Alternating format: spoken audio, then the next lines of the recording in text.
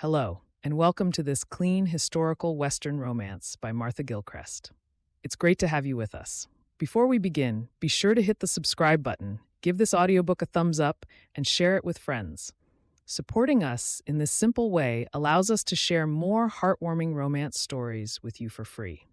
Now get cozy, relax, and escape into adventure and love with a host of new characters. Enjoy. The following book is the copyright of Martha Gillcrest. A Mother for Maddie by Martha Gillcrest. Chapter 1. Pelham, New York, late 1880s. Do you think tonight might be the night? Sofia Richie looked at Doris, her maid, in the reflection of the mirror and adjusted the locket around her neck so it sat nicely above the neckline of her gown. I should certainly hope so, miss. You've been walking out together for almost a year.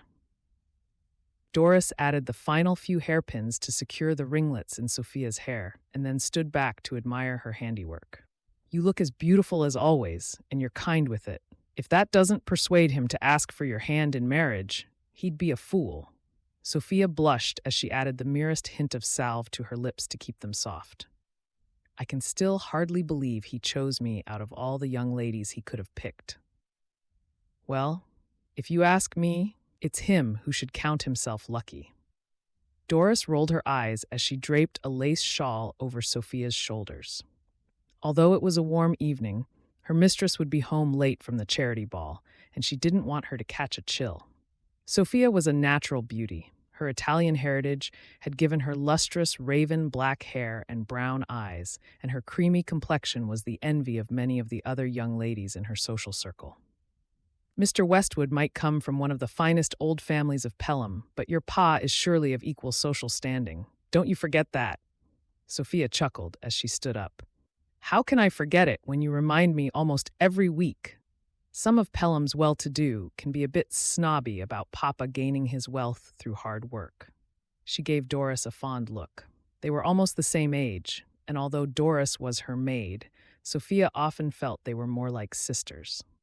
Since her mama had died, Sofia had grown closer to Doris, and often turned to her for advice when it came to matters of the heart. Doris was the youngest of 5 sisters, and had seen the ups and downs of their courtships firsthand, which had left her with a wealth of amusing and hair-raising anecdotes that she enjoyed sharing with Sofia. You'll steal all the gentlemen's hearts tonight, I fancy, Doris said with a dreamy sigh. That gown is most becoming on you. Sofia did a twirl and then curtsied. Why, thank you, my dear, and if William asks for my hand in marriage tonight, I'll be sure to tell you as soon as I get home. Doris bustled away to get on with helping cook, leaving Sofia alone with her thoughts. She picked up her beaded reticule and fan, giving her reflection one more glance to make sure she looked just how she wanted. The deep red gown had been one of her mama's old ones that the dressmaker on Broad Street had adjusted to fit Sofia's slim figure and added some velvet trim to make it more fashionable. Wearing it made her feel as though her mama was almost with her, which was a comfort. Even though she had died when Sofia was only 12 years old, she still missed her. I wish you were still here, Mama, Sofia whispered softly. She touched the silver locket at her throat. It had belonged to Isabella and contained a lock of her dark hair, the same color as Sofia's. The sound of the grandfather clock chiming in the hall downstairs caught Sofia's attention. William would be arriving to collect her shortly, and she wanted to spend some time with her papa before leaving. As she glided down the stairs, she felt the familiar tug of concern about him. He had never remarried, and Sofia worried that he was lonely. Although she hoped to become William's wife very soon, part of her was hesitant about it because it would mean her dear papa would be alone in their large brownstone house other than the servants. Shall I pour you a glass of port, Papa? Alfredo Ritchie blinked as he jerked awake in the wingback chair next to the fireplace. Ah, Sofia, you look wonderful. His eyes misted with emotion as he gazed at his daughter. For a moment, I thought you were Isabella. You look so like her. His words hung between them as he blew his nose and cleared his throat to cover his sadness. Yes, I think a glass of something would be very nice. Thank you. You're working too hard at the mill, Papa, Sofia said gently. She patted him on his shoulder after handing him the drink in a cut glass tumbler. Maybe it's time you let the manager take on more responsibility. I don't want you making yourself ill, and you know the doctor said you should be taking life a bit easier. Alfredo took a reviving sip of port and sighed. I know I should, but the flour mill is my life's work, Sofia. What would I do all day if I wasn't at work? I'm not ready to retire yet. How dull that would be. He shuddered slightly, making Sofia laugh. There's no stopping you, Papa. I'm not saying you should retire, just have some other interests, that's all. Perhaps you could become a patron of the theater, or dine at the gentlemen's club more often.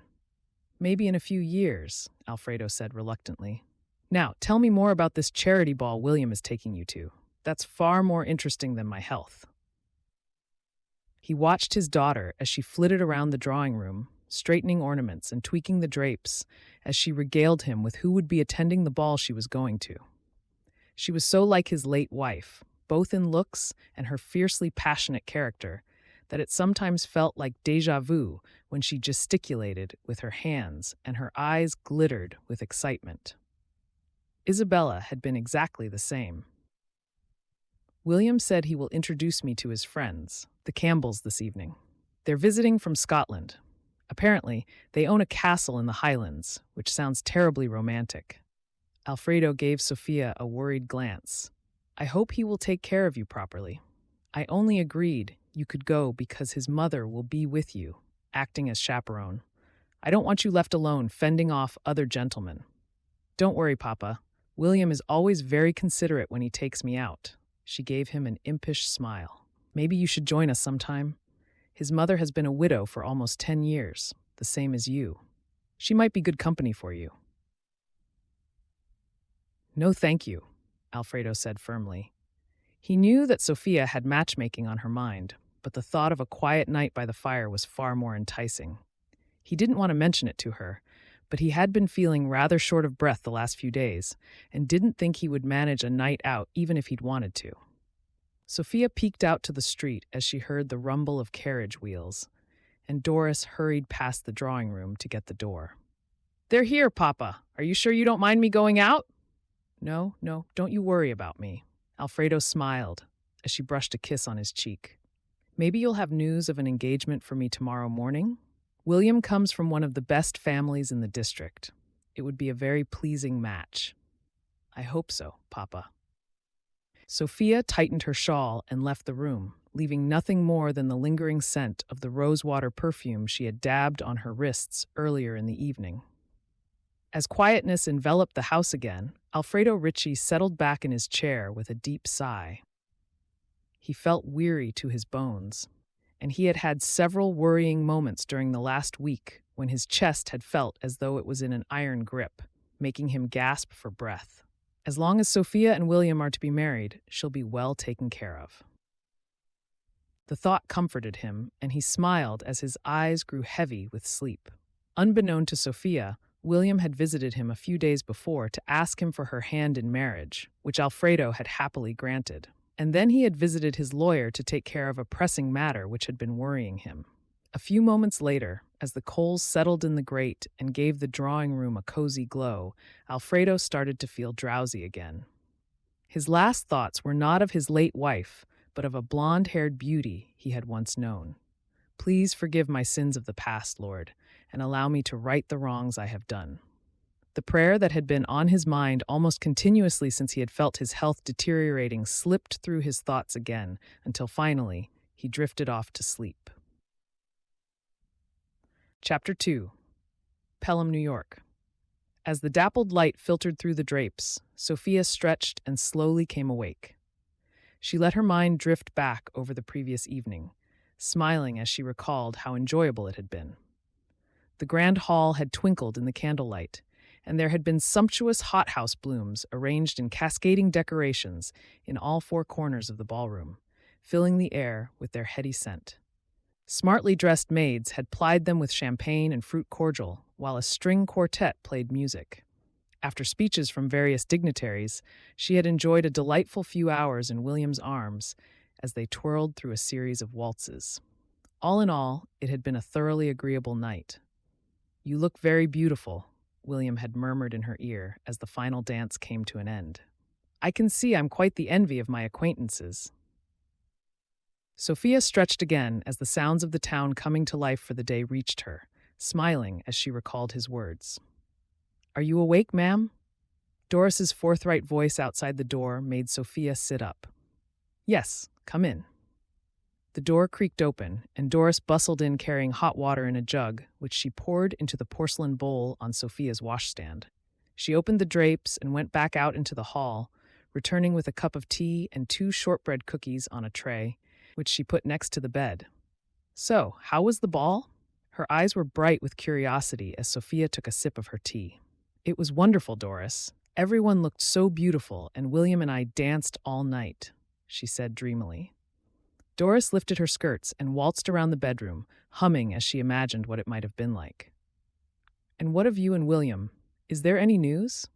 Sofia shook her head with a regretful sigh. "I did think he might propose at one point. He took me out onto the terrace, and we went for a walk through the rose beds. It was so romantic, but then he saw Flora Campbell coming outside too, so we had to go back inside. He promised he would introduce her to everyone, and his mama was insistent he did his duty. Oh, I was hoping we might have cause for celebration. Cook and I started planning your engagement dinner last night." Doris looked deflated and folded her arms. "William is starting to sound a bit too much like Ivy's beau for my liking. He kept her dangling far too long as well. But he asked her in the end, didn't he?" Sofia didn't like the idea of her courtship being compared to that of Doris's eldest sister, who had had to wait 4 long years for her beau to propose. "Eventually," Doris muttered with a frown. "This Flora Campbell person, why does William have to look after her? We don't want him getting distracted by another woman." Sofia chuckled at the way Doris leaped to her defense.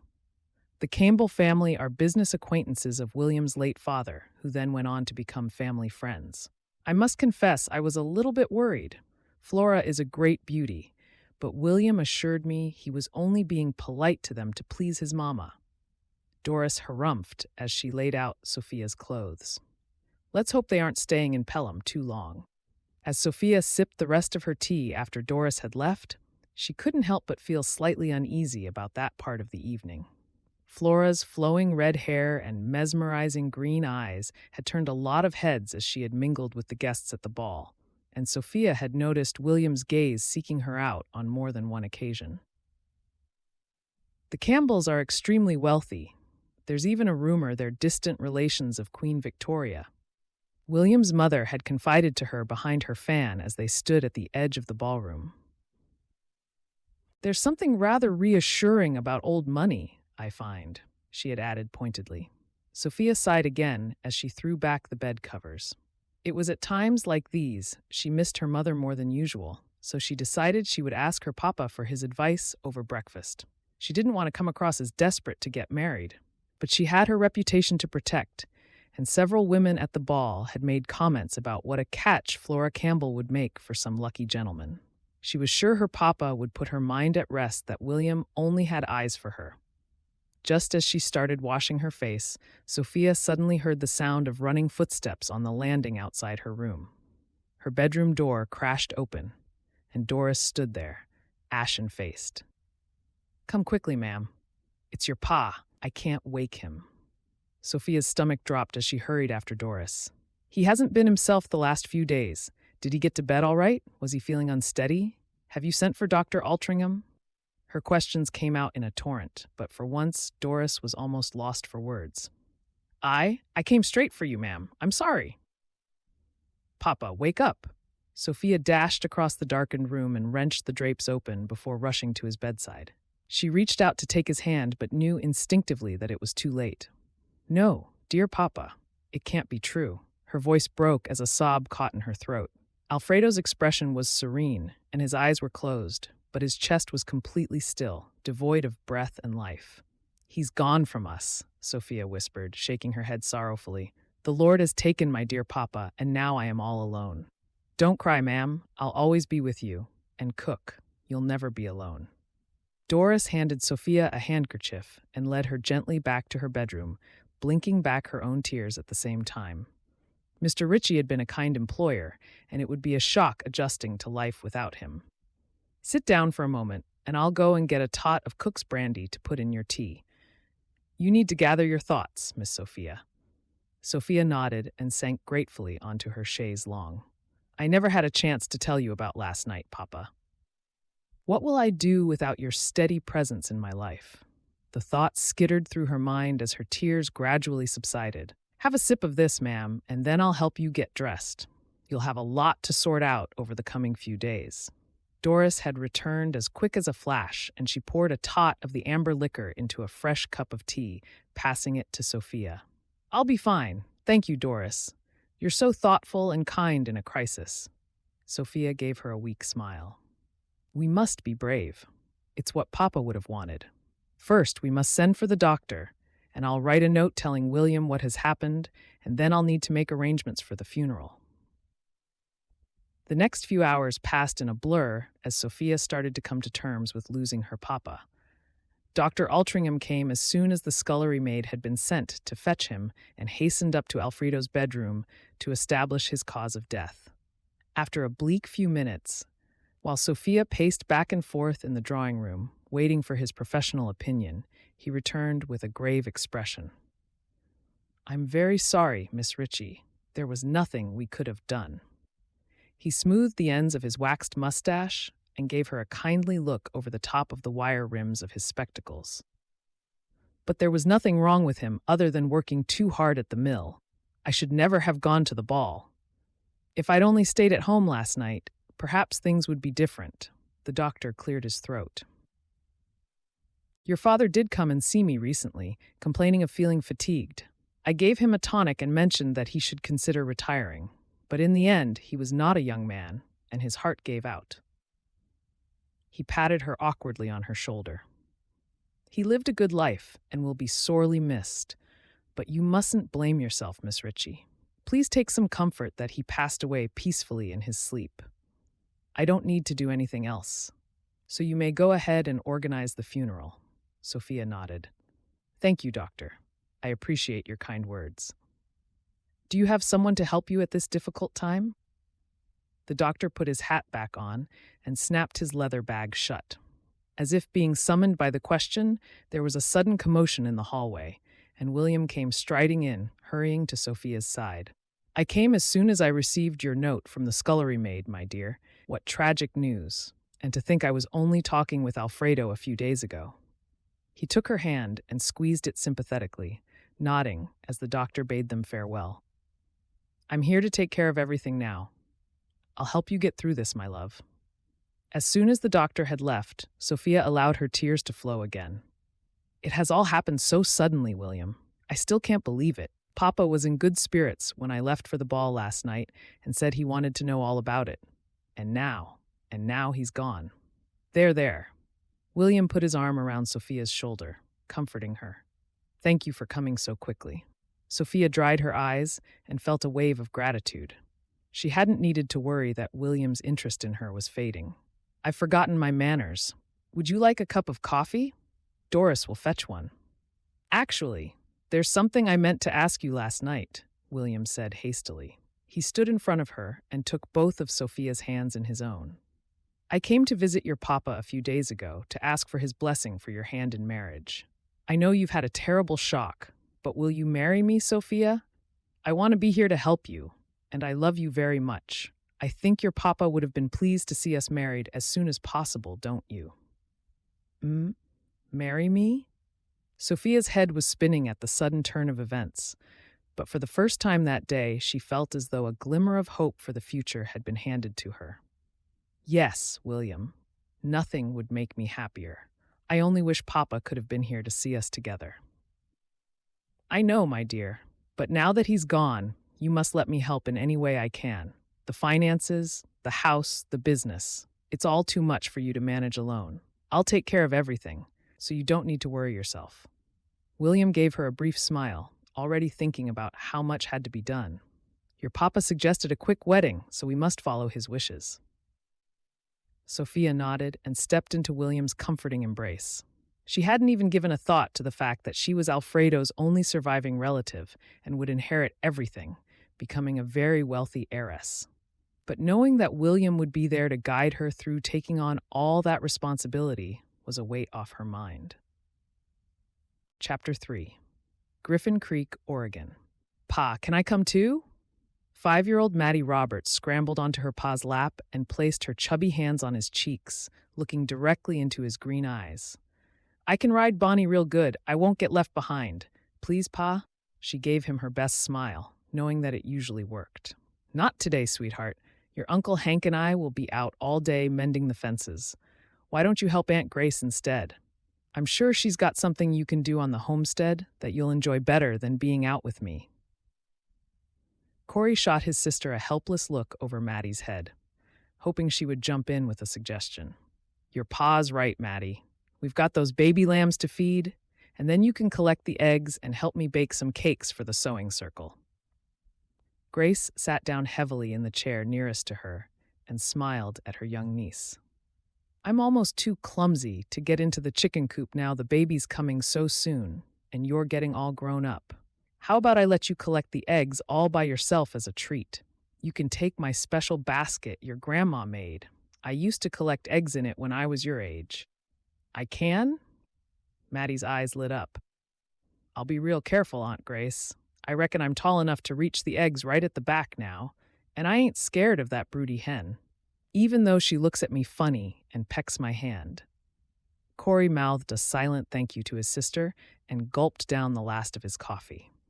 He had been up all night helping one of his best cows to deliver a breeched calf, and his eyes were gritty with tiredness, but the scalding brew was reviving him. Even though he loved to have Maddie helping him with little jobs around the ranch, it was going to be a long and arduous day. He needed a clear head without worrying about keeping an eye on his young daughter. I'm going to be so helpful, Pa. Just you see.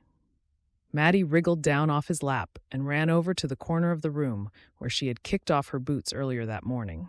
She dragged them on and grabbed the ash bucket from by the fire, almost toppling over with the weight of it. I'll empty this first, and then I'm going to check on the lambs. Grace nodded, and they watched her staggering out onto the veranda. A sudden gust of wind blew a puff of ash into her face, but she just swiped it away, leaving a filthy black streak on her cheek and the sleeve of her dress. She's turning into a proper little ranch hand, Cory said proudly, standing up to leave. He could see Hank saddling up the horses across the barnyard, and he grabbed the packed lunch of ham rolls and apples that Grace had prepared for them. You mean she's turning into a feral tomboy more like, Grace said, giving her brother an exasperated look. Ach, it's just a phase, that's all. She'll get more ladylike when she's older. Cory reached for the rifle that was propped next to the dresser and jammed his wide-rimmed hat on his head, hoping Grace would say no more. But Grace felt a sudden kick from the baby she was carrying and decided to press on. You know it's not just a phase, Cory. You're just being a stubborn mule and not admitting it. Maddie needs a new ma. She's turning wilder by the day. She struggled to her feet, pressing her hand into her lower back to ease the discomfort. She still wasn't used to feeling off balance because of the weight of her first baby in her belly. We've got more important things to think about at the moment, Cory snapped, clenching his jaw. I've already lost 5 good cattle to those cattle rustlers, and I ain't about to lose any more. How do you expect me to start courting again when there aren't enough hours in the day to keep the ranch going as it is? Grace's expression softened, and she placed her hand on Cory's arm to show she was sorry. I know you and Hank are doing your best, but you can't just bury yourself in work, Cory. It's been almost 4 years since you lost Helen. I love Maddie as if she were my own, but it's not the same as her having a ma of her own. She started stacking the dirty dishes, wincing as the baby kicked again. It's not just for Maddie either, she added. I don't like to think of you being lonely. Wouldn't you like to marry again and have someone special in your life? Cory shrugged, looking pained. It's not that simple, is it? I still love Helen. I could never imagine being with anyone else. You can't live in the past forever, Grace said gently. Helen wouldn't have wanted you and Maddie to be alone. It's all very well saying you're too busy to find a new wife, but what if I help you? It wouldn't need to add to your workload, and even if it does, It's a small price to pay for love, she added mischievously. Don't you think you'll have enough on your plate with the new baby? Cory chuckled. You're terrible for meddling in other folks' business, Grace. If I say I'll think about it, will that keep you happy? I think you mean I'm good at matchmaking, Grace shot back. We both know there are at least 3 happy couples in the district who would never have gotten together without a little nudge from me. She shooed him toward the door with a happy smile. Now that you've agreed to think about it, I'll set my mind to figuring out how you can have a new wife without fretting that it's going to interfere with running the ranch, all right? Just leave it with me. Uh-huh, Cory nodded absent-mindedly, his thoughts already turning toward the day ahead. Just make sure you don't spring any surprises on me, he added. Now, remember, there's a loaded rifle hidden behind the door, and leave Major off his chain. He'll bark if anyone comes to the house. Grace watched the men saddling up ready to head out for the furthest pastures on their ranch, giving them a cheery wave. Even though Cory worried about leaving her alone, she was used to it, since their parents had died almost 10 years ago. Cory had only been 20, but he had stepped into their pa's role with dogged single-mindedness, determined to keep Willow Ranch going successfully to continue in their parents' footsteps. Don't worry about us, she called, as Hank circled back to blow her a kiss. She figured that the cattle rustlers who had been plaguing the area lately would never dare come to the homestead in broad daylight. Hank lifted his hat and then galloped off after Cory. What shall we do next? Maddie scampered up the steps, giving her a dimpled smile. I've checked the lambs and the new puppies, and they're all fine. Misty is a good mama to them. She certainly is, Grace replied. We'll feed the lambs next, and then you can play with your dolls for a little while. I need to write something about your pa to help him find a new wife. A new wife? Maddie's eyes widened with excitement. Do you mean I'm getting a new ma? She hopped up and down, barely able to contain herself, but then stopped as a look of concern came over her face. Will my new mama love pa as much as he says my first ma did, Aunt Grace? Grace's eyes filled with unexpected tears, and she blinked them away quickly before Maddie would notice. Being pregnant had made her more emotional lately, and it hardly took anything to set her off. Of course she will. We'll make sure of it, don't you worry. Your pa is a very special man, Maddie. That's why I want to help him find someone special to be with, for both of your sakes. 2 hours later, while Maddie dozed in her little wooden rocking chair that Hank had made for her last Christmas, Grace sat down at the inlaid walnut bureau in the corner of the room. It had been a gift from her pa to her ma when they'd first been married, and it made her think of how happy they had been together. Please help me to find Cory a loving wife, Lord, she murmured. She pulled out a sheet of paper and pen from one of the small drawers, frowning with concentration. After looking upward for a moment, waiting for inspiration to strike, she started to write, saying the words quietly to herself. An invitation for the right woman who would like excitement and adventure out west. A hard-working widowed gentleman on his own ranch near a busy frontier town seeks a like-minded lady to correspond with. Experience in the ways of the countryside is not necessary, as he will teach you how to ride and help on the land. The suitable lady must be able to keep house, fit in with other family members, and turn her hand to the wide variety of jobs on a ranch. In return, the gentleman will provide a loving and secure home and would like to have children. The gentleman would prefer to only write to one young lady, so promises to correspond exclusively with the person he thinks sounds most suitable. He already has a young daughter, so experience with children would be appreciated. Grace read through what she had written and glanced at Maddie. She wondered what a prospective bride might think about taking on another woman's child and rested her hand on her belly as the baby kicked again. Maybe it would be better to explain about Maddie once they start corresponding with each other. The thought slid into her mind, and she hesitated for a moment before lightly crossing through the final sentence. She would ask Cory for his opinion on the matter and amend it accordingly. Hank had promised to take her into town the following morning to buy supplies so she would visit a Heart's Delight matrimonial agency and ask them to place the advertisement in the Matrimonial Times. All being well, Cory would receive his first replies in just a few short weeks, and her plan to find him a suitable wife would soon come to fruition. Grace sat back in her chair with a satisfied smile, hoping against hope that somehow the perfect woman for her brother would see the advertisement. Chapter 4. Pelham, New York. "Coffee for 3, is it, ma'am?"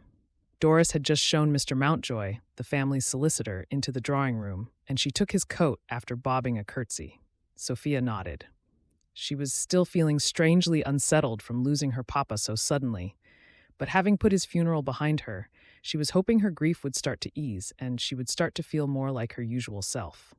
"My condolences, Miss Ritchie. It was a shock to us all, I must say."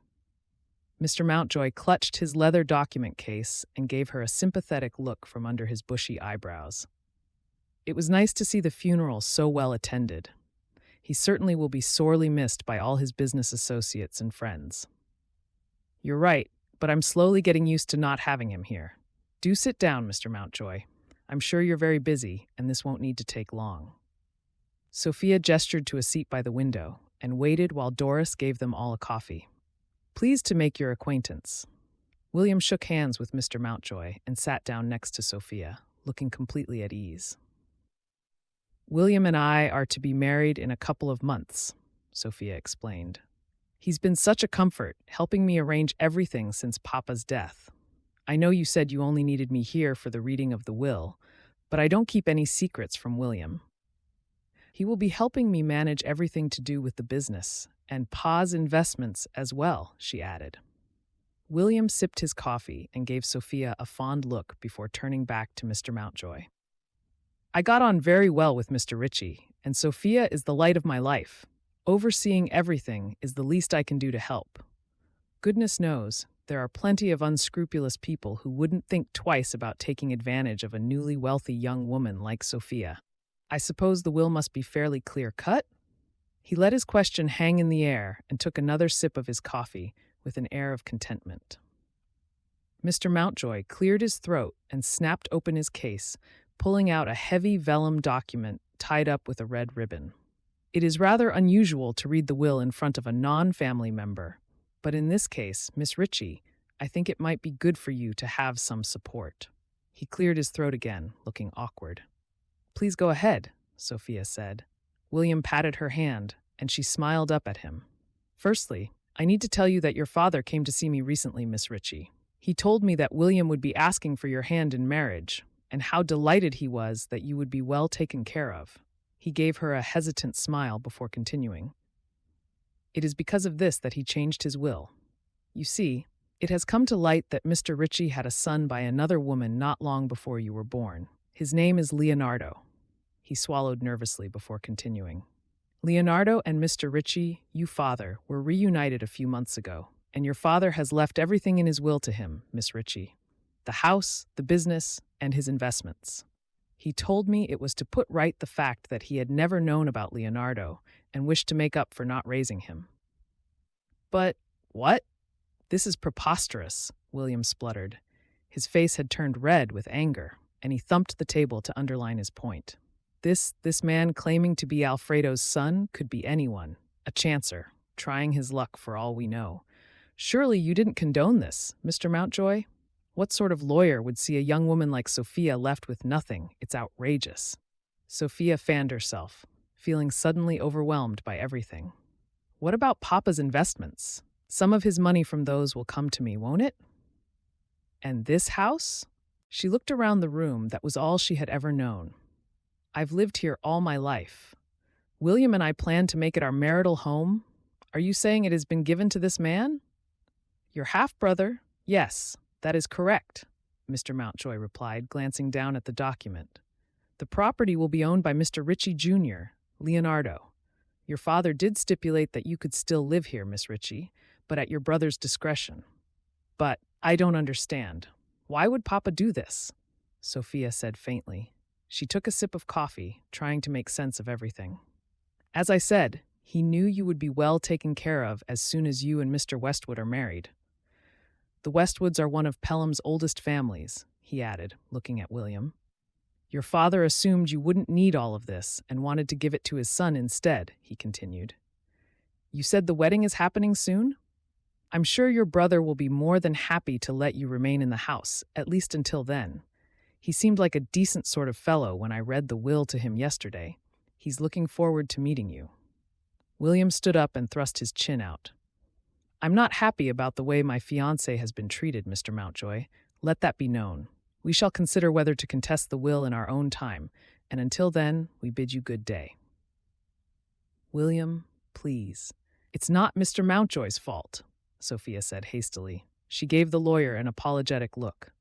"It's just a shock, that's all. I'm actually feeling rather intrigued to discover I have long-lost family.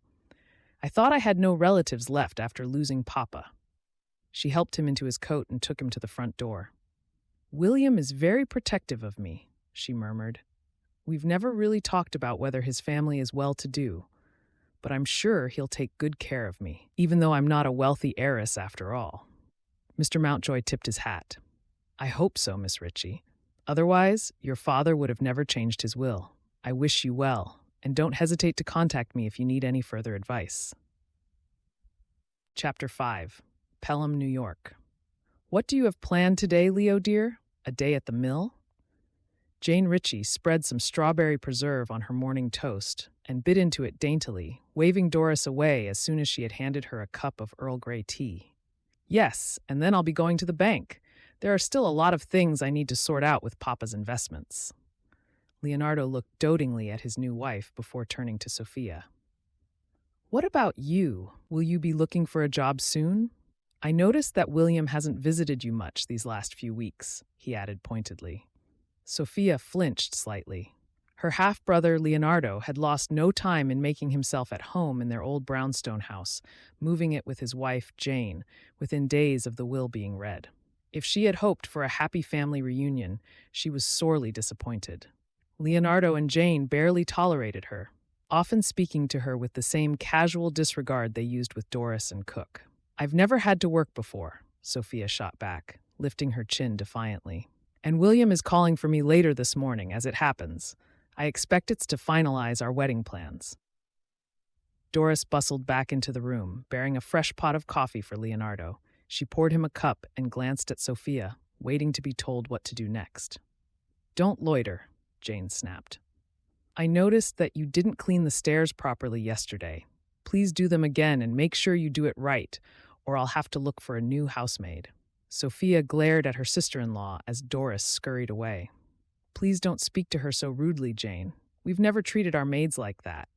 Papa wouldn't stand for it." "Well, he's not here now, is he?" Jane retorted with a spiteful smile. "Leo is the man of the house now, and as his wife, I'll speak to the servants as I please." She stood up and dropped her napkin carelessly on the floor, leaving it there. "We really don't expect you to live here forever, Sofia," she said haughtily as she swept out of the room.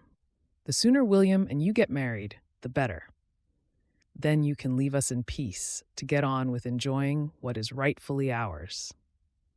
An hour later, Sofia was relieved to see William's carriage coming to a stop outside the front of the house. He had barely visited since Leonardo had moved in, claiming that his mama had been ill and needed his attention. She ran down the stairs and threw the door open before Doris had a chance to get there. "I'm so happy to see you, my love. It's been awful since they arrived." She took William's arm and hurried him through to the smaller parlor at the back of the house, where they would have some privacy away from Jane's prying eyes. "Yes, I've been rather taken up by other things," William said vaguely. He took his gloves off and poured himself a glass of sherry without being invited, drinking it quickly. "I've managed to keep out of their way with dress fittings and making plans for the wedding, but Jane is abominable. I thought Cook and Doris were going to walk out and protest last week. I had to beg them to stay, even though Jane speaks to them so rudely." Sofia poured him another glass of sherry and gestured for him to sit down, but William paced around the small room instead, looking unsettled. "It's not at all what we imagined. I still can't believe you never had any idea you had a half-brother," he muttered, almost as though he was talking to himself. "Well, I don't think I'll go out of my way to stay in touch with him after we're married," Sofia said, giving him a guilty smile. I know Papa probably would have hoped we'd get on, but I'd rather devote myself to you and your work, William. Maybe in time, Leonardo and I can be friends, but at the moment, I feel as though I'm here suffering. Jane makes it perfectly clear she'd rather I was gone. She paused as a thought occurred to her. Could we take Doris with us to be our housemaid after the wedding?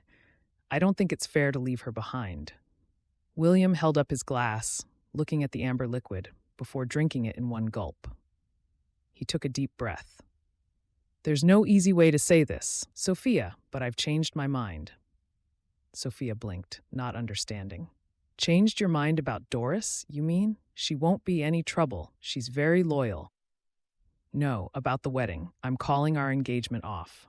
William put his glass down and thrust his hands into his pockets, not quite meeting her eye. Mama and I are not as well off as you might have assumed, so I have asked Flora Campbell to marry me instead. Her family is wealthy and she's a delightful woman. I'm sorry, Sofia, but now that you're penniless, marrying you would not have befitted my social status and ambitions. I'm sure you understand. Sofia sank down on the nearest chair, not trusting her legs to hold her up as she digested his news. Is that all you thought of me? She demanded. 2 spots of color had appeared on her cheeks, and her dark eyes glittered with hurt and anger. Was I merely a convenient way to fund your life? William sighed and shrugged.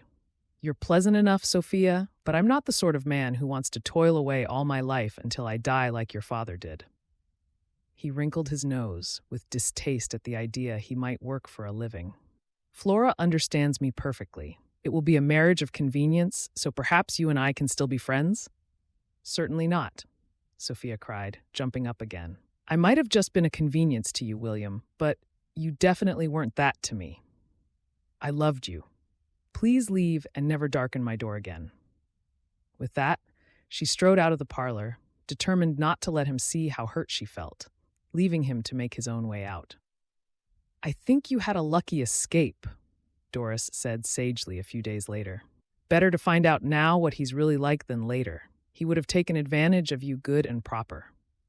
She sniffed disparagingly and took her frustration out on the bread dough she was kneading, thumping it harder than was strictly necessary.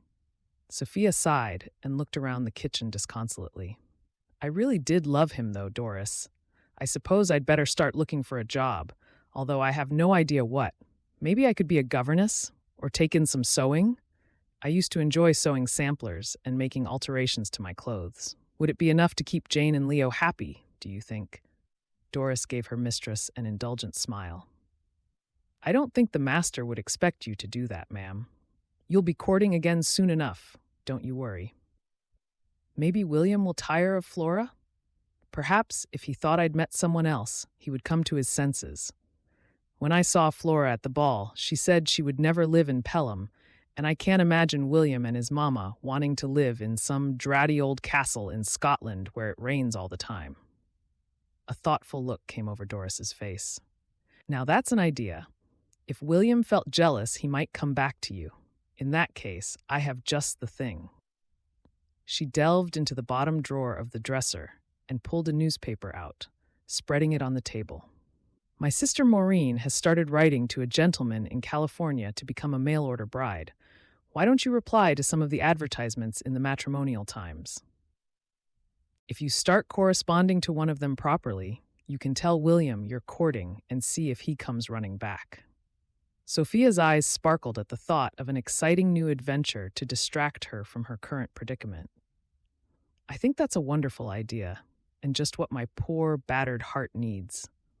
A nice dalliance by letter with a delightful man from out west. I'm sure nothing will come of it, but there's no harm trying, is there? She flicked the pages over, eagerly reading the advertisements, while Doris started shaping the dough into rolls for dinner that night. What do they say, then? Doris had never been able to read very well, but it didn't bother her. They seem like a mixed bunch. Sofia skimmed the page.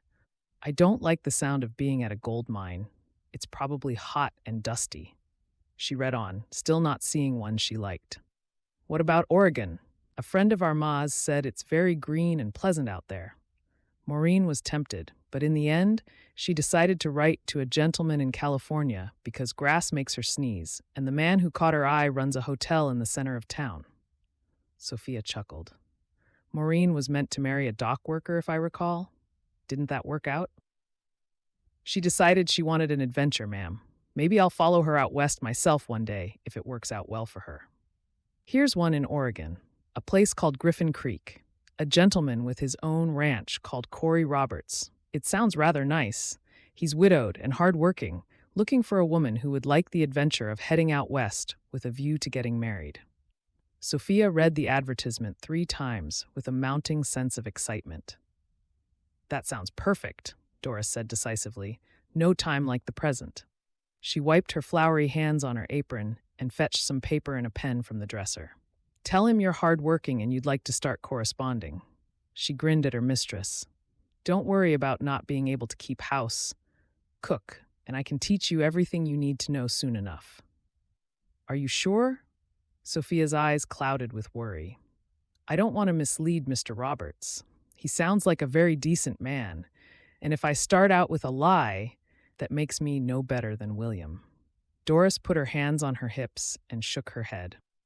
You might have been born to wealth, ma'am, but you've been the lady of the house since your ma died. God rest her soul.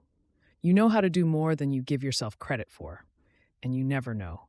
You might find out this gentleman is far nicer than William ever was, after all. You said yourself that you can't stay living on your brother's charity forever. You're right, as usual. Sofia felt a surge of gratitude for Doris's common sense and kind words.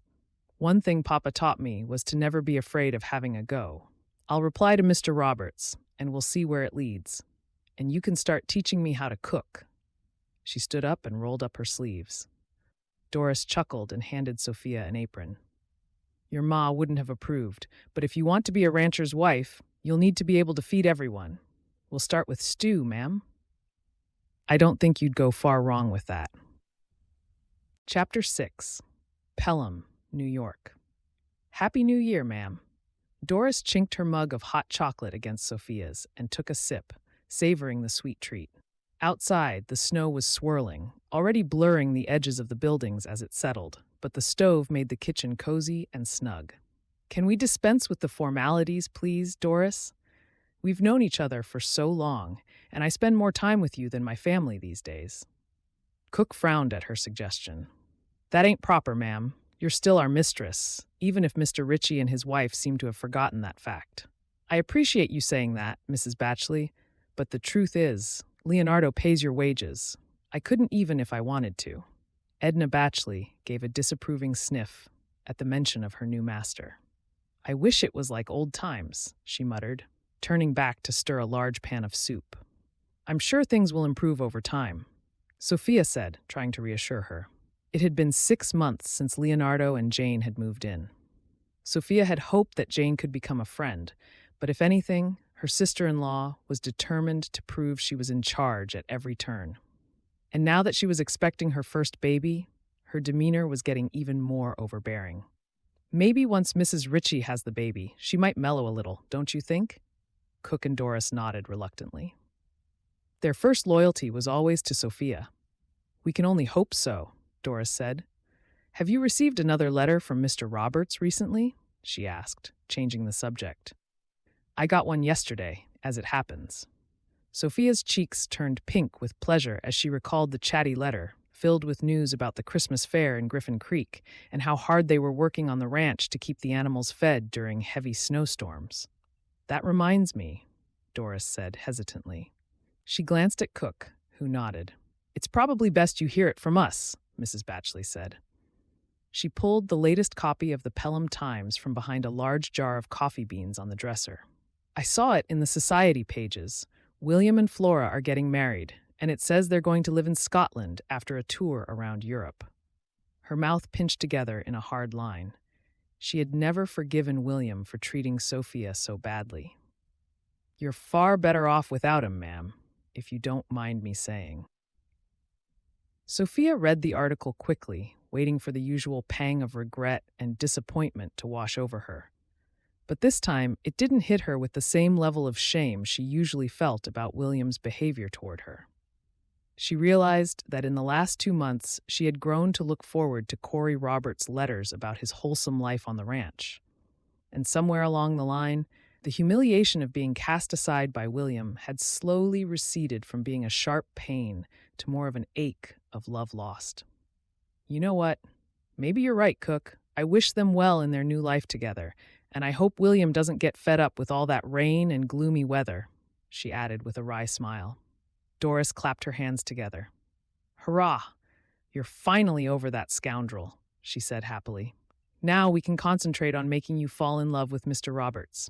Sofia sipped her hot chocolate, feeling reflective. She didn't think she would ever fully get over William's betrayal. She had innocently believed his declarations of love and had looked forward to their future together as man and wife.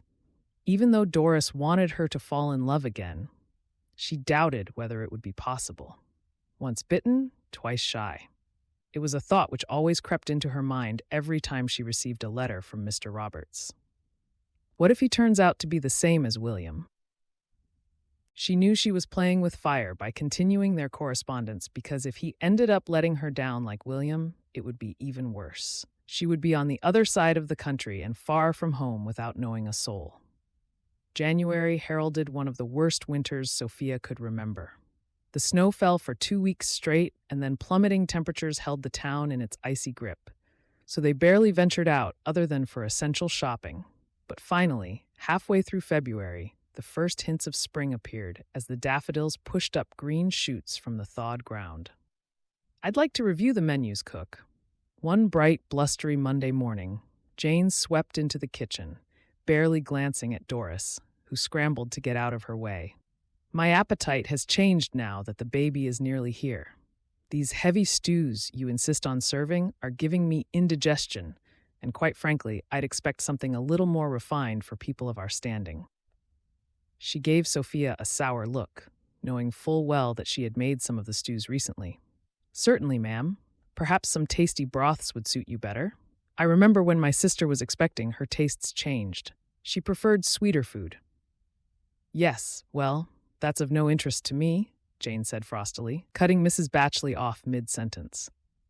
Sofia frowned, still unable to accept how dismissive Jane could be to Cook and the housemaids.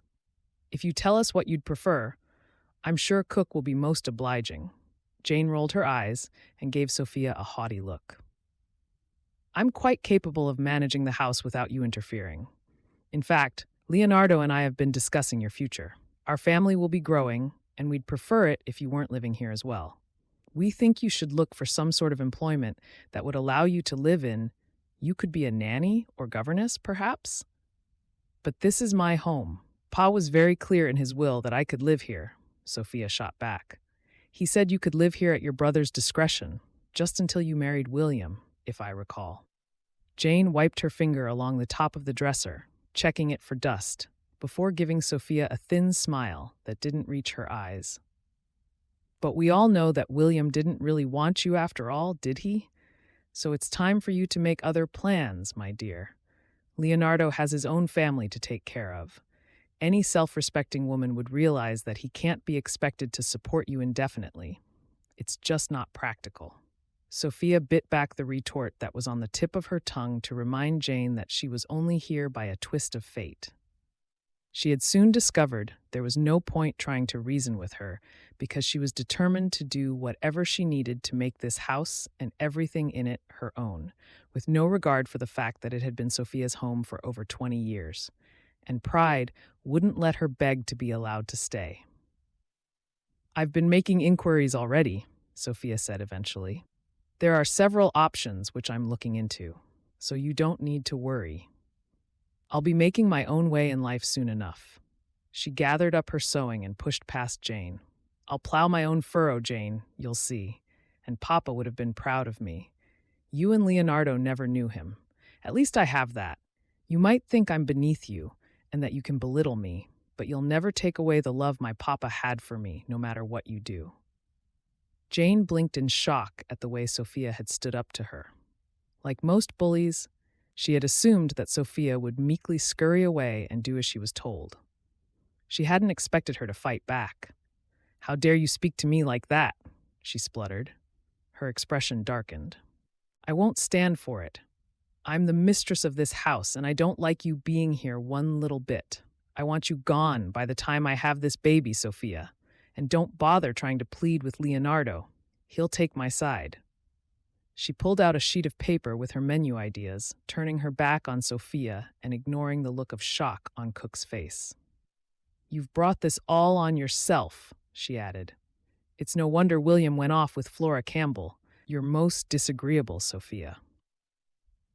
Sofia ran from the kitchen down the hallway, blinking back her tears and intent on hiding in her bedroom for the rest of the day.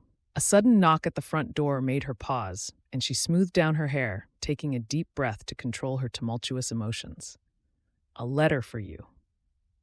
The boy on the step wiped his nose on his sleeve and then held out his hand for some money.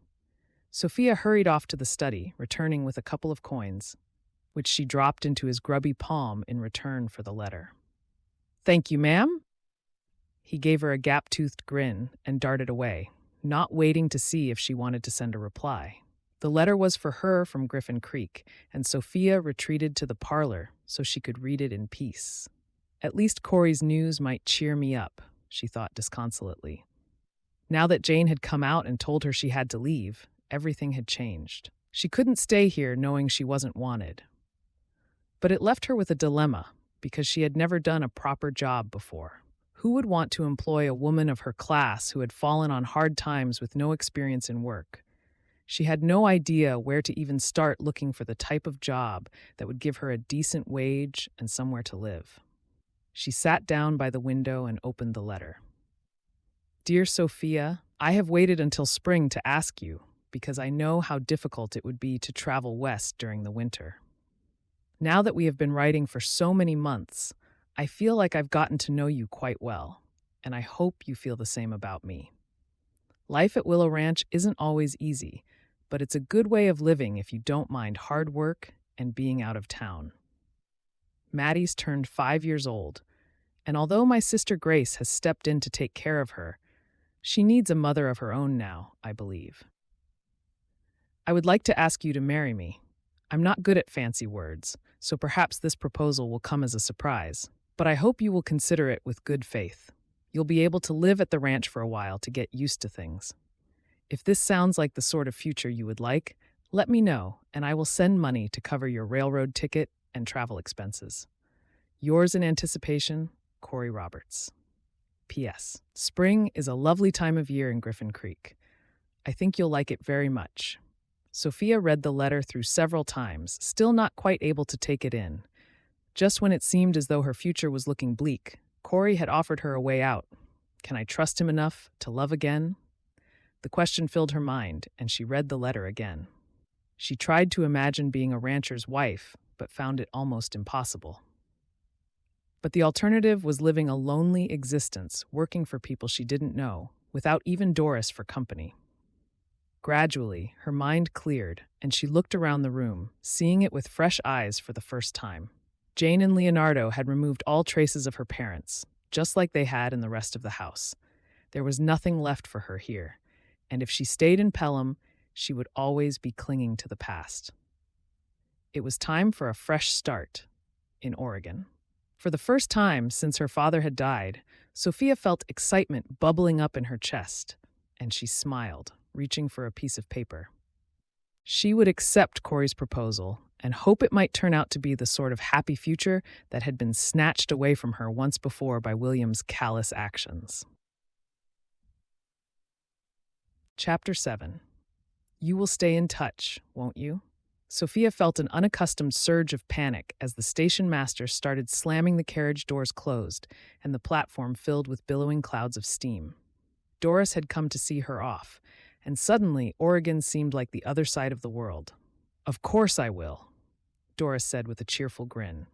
"You know I can't read and write very well, but Cook has promised to teach me. It's about time I learned. Writing to you will be good practice for me." "Are you sure I'm doing the right thing? It's not too late to change my mind." The station master was getting closer, and he jerked his head, indicating that Sofia needed to get aboard the train or be left behind. Doris flung her arms around Sofia's shoulders and then pushed her toward the steps. You've got a handsome rancher waiting to marry you and an exciting new life ahead. Now get along. And remember, Cook said you should look forward, not backward. Your pa would have wanted you to be happy, Sofia." Sofia nodded, suddenly feeling choked up with emotion. "You've been a good friend, Doris. Take care, and I'll write soon and tell you all about everything out west." She clambered up the steps just in time and leaned back out through the open window of the door, waving her handkerchief as the engine roared into life and the train started to pull away. "You never know. I might follow you out there one day, if I can't find a nice young man in Pelham." Doris grinned again and hurried along next to the moving train, waving goodbye before vanishing from Sofia's view in the thick white steam. Sofia walked carefully back to the seat she had been allocated, settling down for the long journey ahead. There was no turning back now, and she felt her spirits starting to lift. Jane had been almost friendly as soon as she knew Sofia was leaving. But what had surprised her most was when Leonardo had pressed a pouch of coins in her hand that morning, telling her that he would be sorry to see her go, but that he was glad she was getting married. "It's not much, but it will be something to put towards some new gowns, perhaps," he had said, giving her an awkward hug. "I know it can't have been easy only finding out about me when Papa died. I admire your spirit, heading west for a new life. Don't forget about us completely." Sofia thought back to his words and smiled. Leonardo was right. After grieving the loss of her papa, she felt as though she had turned a corner with Cory's proposal. Nobody was more delighted than she was to have rediscovered her sense of adventure, and she was determined to make the best of things. She bunched her shawl up and tucked it into the crook of her neck before closing her eyes. It was going to be a long week, so a snooze would be a good way to make the time pass faster. By the time Sofia woke up, the landscape had changed. The view was vast and flat, with little to break up the gently undulating terrain, which was dotted with grazing cattle. "Ma, I'm hungry." The little boy, sitting diagonally across from Sofia, stuck his thumb in his mouth with a belligerent expression. "We ain't eaten all day. I'm hungry." His mother tried to quieten him, but a few moments later he started again, drawing disgruntled glances from several of the other passengers. "Would you like to share some of my food?" Sofia reached into her bag and pulled out an apple. "I have enough to spare," she whispered to the harried-looking mother. "Thank you, miss. You're a godsend. Say thank you to the lady, Percy." Sofia's thoughts drifted toward Cory's family as peace descended again once the little boy was happily chewing on the apple. Because she was an only child, she had always longed to be part of a large family, telling Doris that she and William would have at least 4 children. But what about becoming a mother to another woman's child? How will I manage with Maddie? What if she doesn't take to me? She felt a ripple of anxiety as she considered these uncomfortable thoughts. While she and Cory had corresponded, she had rather gotten the impression that his sister Grace did most of the caring for the little girl. When she had shared her worries, Doris had batted them away without hesitation. "You'll be fine. My 2 sisters who have children all tell me it's as easy as falling off a log. Besides, I expect you and Mr. Roberts will be busy getting to know one another to start with." But Sofia wasn't so sure. She had never had any experience looking after children, and thinking about it now, she realized she had rather skated over this fact in her letters. She screwed her eyes shut again, hoping to drift off, but sleep eluded her. Instead, each passing mile of the journey seemed to bring fresh worries. Finally giving up on sleep, she delved into her carpet bag and pulled Mr. Roberts' original advertisement out, reading it discreetly in her lap. The suitable lady must be able to keep house and turn her hand to the wide variety of jobs on a ranch. Experience with children would be appreciated. The words jumped out at her again. Doris had gotten her so swept up in the idea of romance with a rugged man of the land that Sofia had been economical with the truth in her abilities, not wanting the letters from Cory to stop. She remembered the time Jane had told her, in one particularly scathing retort, that Sofia had led a charmed life, protected from hardship by her doting papa. Sofia winced at the memory, recognizing it was true in many ways. Although she had done her best to learn how to cook, she knew she was nowhere near as capable as Doris in many of the aspects of running a house.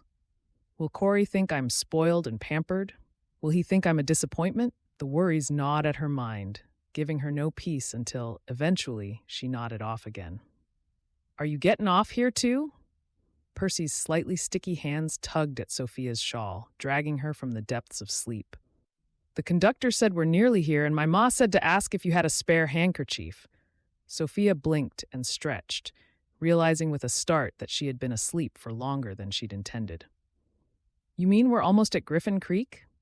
She glanced across at Percy's mother, Mildred, who nodded with a bright smile. I'll be meeting my beau very shortly, she said. And you will too. Ain't it exciting? Sofia hastily opened her carpetbag and handed Mildred one of her lawn cotton handkerchiefs, pleased to help her new friend out. Mildred thanked her and tucked it into her sleeve. I don't know whether I feel excited, nervous, or both, she confessed. The journey had taken 7 long days, but during that time, she had gotten to know some of the other mail-order brides who were also heading west and felt comforted to know she wasn't the only one. A few minutes later, the first buildings of Griffin Creek came into view, and Mildred quickly licked the corner of her shawl and wiped it over Percy's cheeks until they glowed pink. Get your bags, everyone. Griffin Creek. This is Griffin Creek. The conductor bellowed his instructions above the screeching of metal brakes, and a few minutes later, the train juddered to a halt next to the long platform. Good luck, Sofia. Maybe we'll see each other in town sometime? Mildred gave Sofia a hug before they weaved their way between the seats and climbed down the steps and out of the carriage. I hope so, and good luck to you too. Sofia felt happy for Mildred and Percy as she saw a barrel-chested man hurrying toward them, declaring how happy he was to meet her at long last. Craning her neck, Sofia tried to spot Cory. He had told her he had blonde hair and was of average height, and there were several men who matched that description. Miss Ritchie? A deep voice behind her made Sofia spin around, and she realized she'd been looking in the wrong direction. Sofia, I'm Cory Roberts. The man had tousled dark blonde hair and green eyes, which crinkled at the corners as he smiled and extended his hand to take her bag. Yes, that's me, Sofia replied. She returned his smile and put her hand into his, shaking it firmly. It's nice to meet you, Mr. Roberts. I have a couple of banded trunks which the porter is unloading if you don't mind waiting a moment. Nope, Cory replied easily. I hope the journey went well. He tipped his hat at several people as they strolled by and then handed the porter a coin as he puffed past with Sofia's luggage on a small handcart. Out there on your wagon, is it, Mr. Roberts? The porter gave Sofia a startled look, and the tips of his ears turned pink as he took in her striking good looks and womanly figure. Unlike many of the other women disembarking, the elegant cut of her gown set her apart as well-to-do. Yes, thanks, Wilbur. Cory chuckled as they followed him out of the station. We'll be the talk of the town by nightfall, he murmured to Sofia. My sister assured me that plenty of the gentlemen in these parts have brides arriving by train, but I think young Wilbur still isn't used to seeing so many ladies arriving all at once. He's only been doing the job a few weeks, and he's small for his age, but his pa died, and now he's the family's breadwinner. He gallantly tucked Sofia's hand into the crook of his arm as all the arriving and departing travelers thronged around them, steering her toward where he had tied up his horse and wagon. I was surprised to see so many women traveling west myself, Sofia said kindly as Wilbur heaved the first of her trunks into the back. I can see that Griffin Creek must be a popular town. It's a good job you're here to make us feel so welcome. Wilbur turned beetroot red and grinned. We sure think it's a nice town, ma'am. I hope you'll settle in well. He tugged his forelock and stood back as Cory lifted the second trunk onto the wagon before scurrying away with his cart to help someone else. As the horse clopped along in front of them, Sofia took the opportunity to start getting accustomed to her new surroundings. It's much bigger than I imagined, she said, eagerly taking in the array of stores, hotels, and boarding houses that bustled with activity. Although many of them were wooden and lacked the grandeur of what she was used to from Pelham, she was heartened to see folks greeting each other on the sidewalks and families stopping to chat. Cory pointed out things of interest. The park is over yonder. where there are a few social gatherings during the year. And that's the sheriff's office. And there's one of the mercantile stores. And Seed and Feed. That's where I tend to go most. There are new stores popping up every month, it feels like. I remember when it was just a dusty street with a couple of saloons, but the railroad coming here changed all that. Plus the gold rush, of course. Before long, they had left the town's outskirts behind, and the road wound its way through rolling countryside. The long grass rippled in the breeze, and Sofia could see a lake glittering in the sunshine, fed by a river that tumbled down from the mountains in the distance. It was quite the most beautiful scene she had ever laid eyes on. "Here we are," Cory announced. He pointed to a painted wooden sign next to a track. "Willow Ranch. You'll see the willow trees next to the river as we get a bit higher up the track." "It's wonderful," Sofia murmured. Her eyes sparkled as she turned her head, trying to take it all in. "Well, we like it," Cory said with a hint of pride in his voice. "My pa inherited it from his pa before him. But since Ma and Pa died from cholera, it's just me and my sister Grace and her husband Hank working the place now. It hasn't always been easy, but we owe it to our family to do our best." "I admire that," Sofia said. "My papa built up his mill business from nothing too. Some of the wealthier folks in Pelham look down on money earned from hard work, but Papa taught me it was nothing to be ashamed of." She bit her lip as she recalled William's mother's snobbery, and the way she had implied it made her less worthy of her son's affections. Cory clicked his tongue, and the horse trotted forward. It was the first time Sofia had spoken about her family, and he saw the different emotions chasing across her deep brown eyes like the shadows of clouds on a pool. He could feel the warmth from her body where she sat next to him on the wagon, and the faint scent of lavender from her dress that made it hard for him to concentrate on the track ahead. He hadn't expected to feel such a bolt of attraction, but her glossy dark hair and the dimple on one side of her mouth, when she smiled, had made his heart thud faster when he had first glimpsed her standing on the station platform. Darker thoughts rushed into his head. But what about Helen? How could I just forget about all the hopes and dreams we had together? How could I ever replace her? The tug of the past was still so strong that it made Cory feel disloyal to everything he had ever done before, not least the daughter his first wife had borne him. How could he feel attracted to another woman so easily? He glanced at Sofia and then looked away again quickly. There was no denying she was beautiful, but could she ever replace his first love? It was a dilemma he had grappled with ever since Grace had first persuaded him to write the advertisement, and he hoped he wouldn't come to regret it. Chapter 8. Griffin Creek, Oregon. As the wagon rumbled up the track, Sofia watched Cory out of the corner of her eye. Unlike William, who had fine features and the smooth hands of a man who had never done manual labor, she could tell that everything about Cory had been forged in the land. His rugged face was weather-beaten, tanned from hours spent in the sun, and he had a fan of fine lines around his eyes when he smiled, which Sofia found unexpectedly endearing. There was something about his calm demeanor that she felt drawn to, as though he was a solid tree that could provide shelter, no matter how stormy times might be. She hadn't expected to feel the breath catch in her throat when she could feel his gaze upon her, or the way her pulse raced a little faster as she looked at his strong, capable hands on the reins. "Those are our cattle," Cory said, pointing to a herd of solid-looking beasts grazing contentedly on the lush spring grass.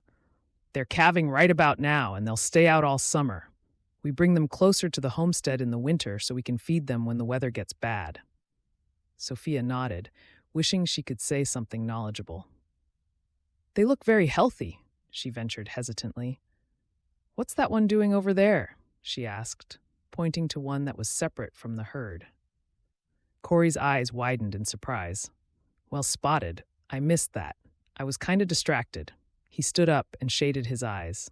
"I reckon she's in trouble. She's one of my older animals, and she had trouble birthing her last calf. I'm gonna have to take a look. You comin'?" "Oh, of course." Sofia grabbed his hand and jumped down off the wagon after him as he quickly hitched the reins over a fence post. "You might get dirty in that dress of yours," Cory said, suddenly eyeing up the ruffles on her gown. We'll need to climb over here and walk across the paddock. If the calf is in trouble, I'll need to help her right away. Otherwise, the calf might die." "It's fine. I can manage perfectly well," Sofia replied, gathering her skirts up in her hand and clambering over the railing ahead of him. "I'm stronger than I look," she added, giving him an amused smile over her shoulder. Cory stood there in amazement for a split second. He had expected her to demur and say she was staying in the wagon, but she had wrong-footed him, and he vaulted over the railings after her. "Fair enough, but don't say I didn't warn you." He strode through the grass, intent on getting to the cow as quickly as possible. They couldn't afford to lose a single calf, and there was already a vulture circling above, waiting for an opportunity to feed itself on the carrion. Sofia hurried after him, watching the other cows nervously. They looked enormous to her untrained eye, and some of them had started walking toward her, sniffing the air curiously. "Shoo!" she muttered, flapping her shawl in their direction.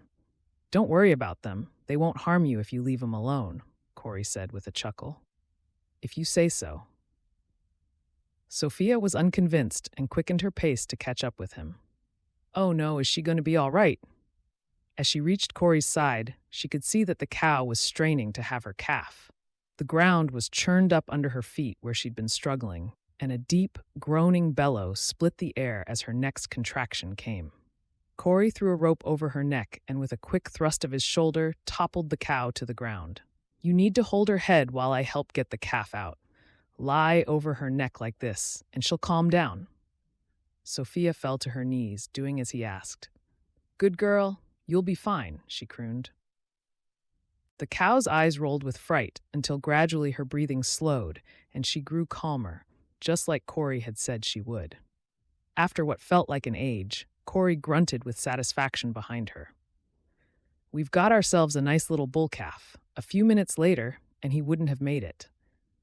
He quickly wiped his hands on some grass and then helped Sofia stand up in a way that wouldn't frighten the cow. Together, they watched as the cow scrambled to her feet again and started licking the calf, which shook its head and tried to stagger to its feet on spindly legs. "Will he be all right? He looks so shaky." Sofia watched with alarm as the calf stumbled and tried again. You'll be surprised how quickly they get up," Cory said with a happy smile. "Let's give them some space. Just you watch a minute. This little fella will be up and looking for his first milk in no time."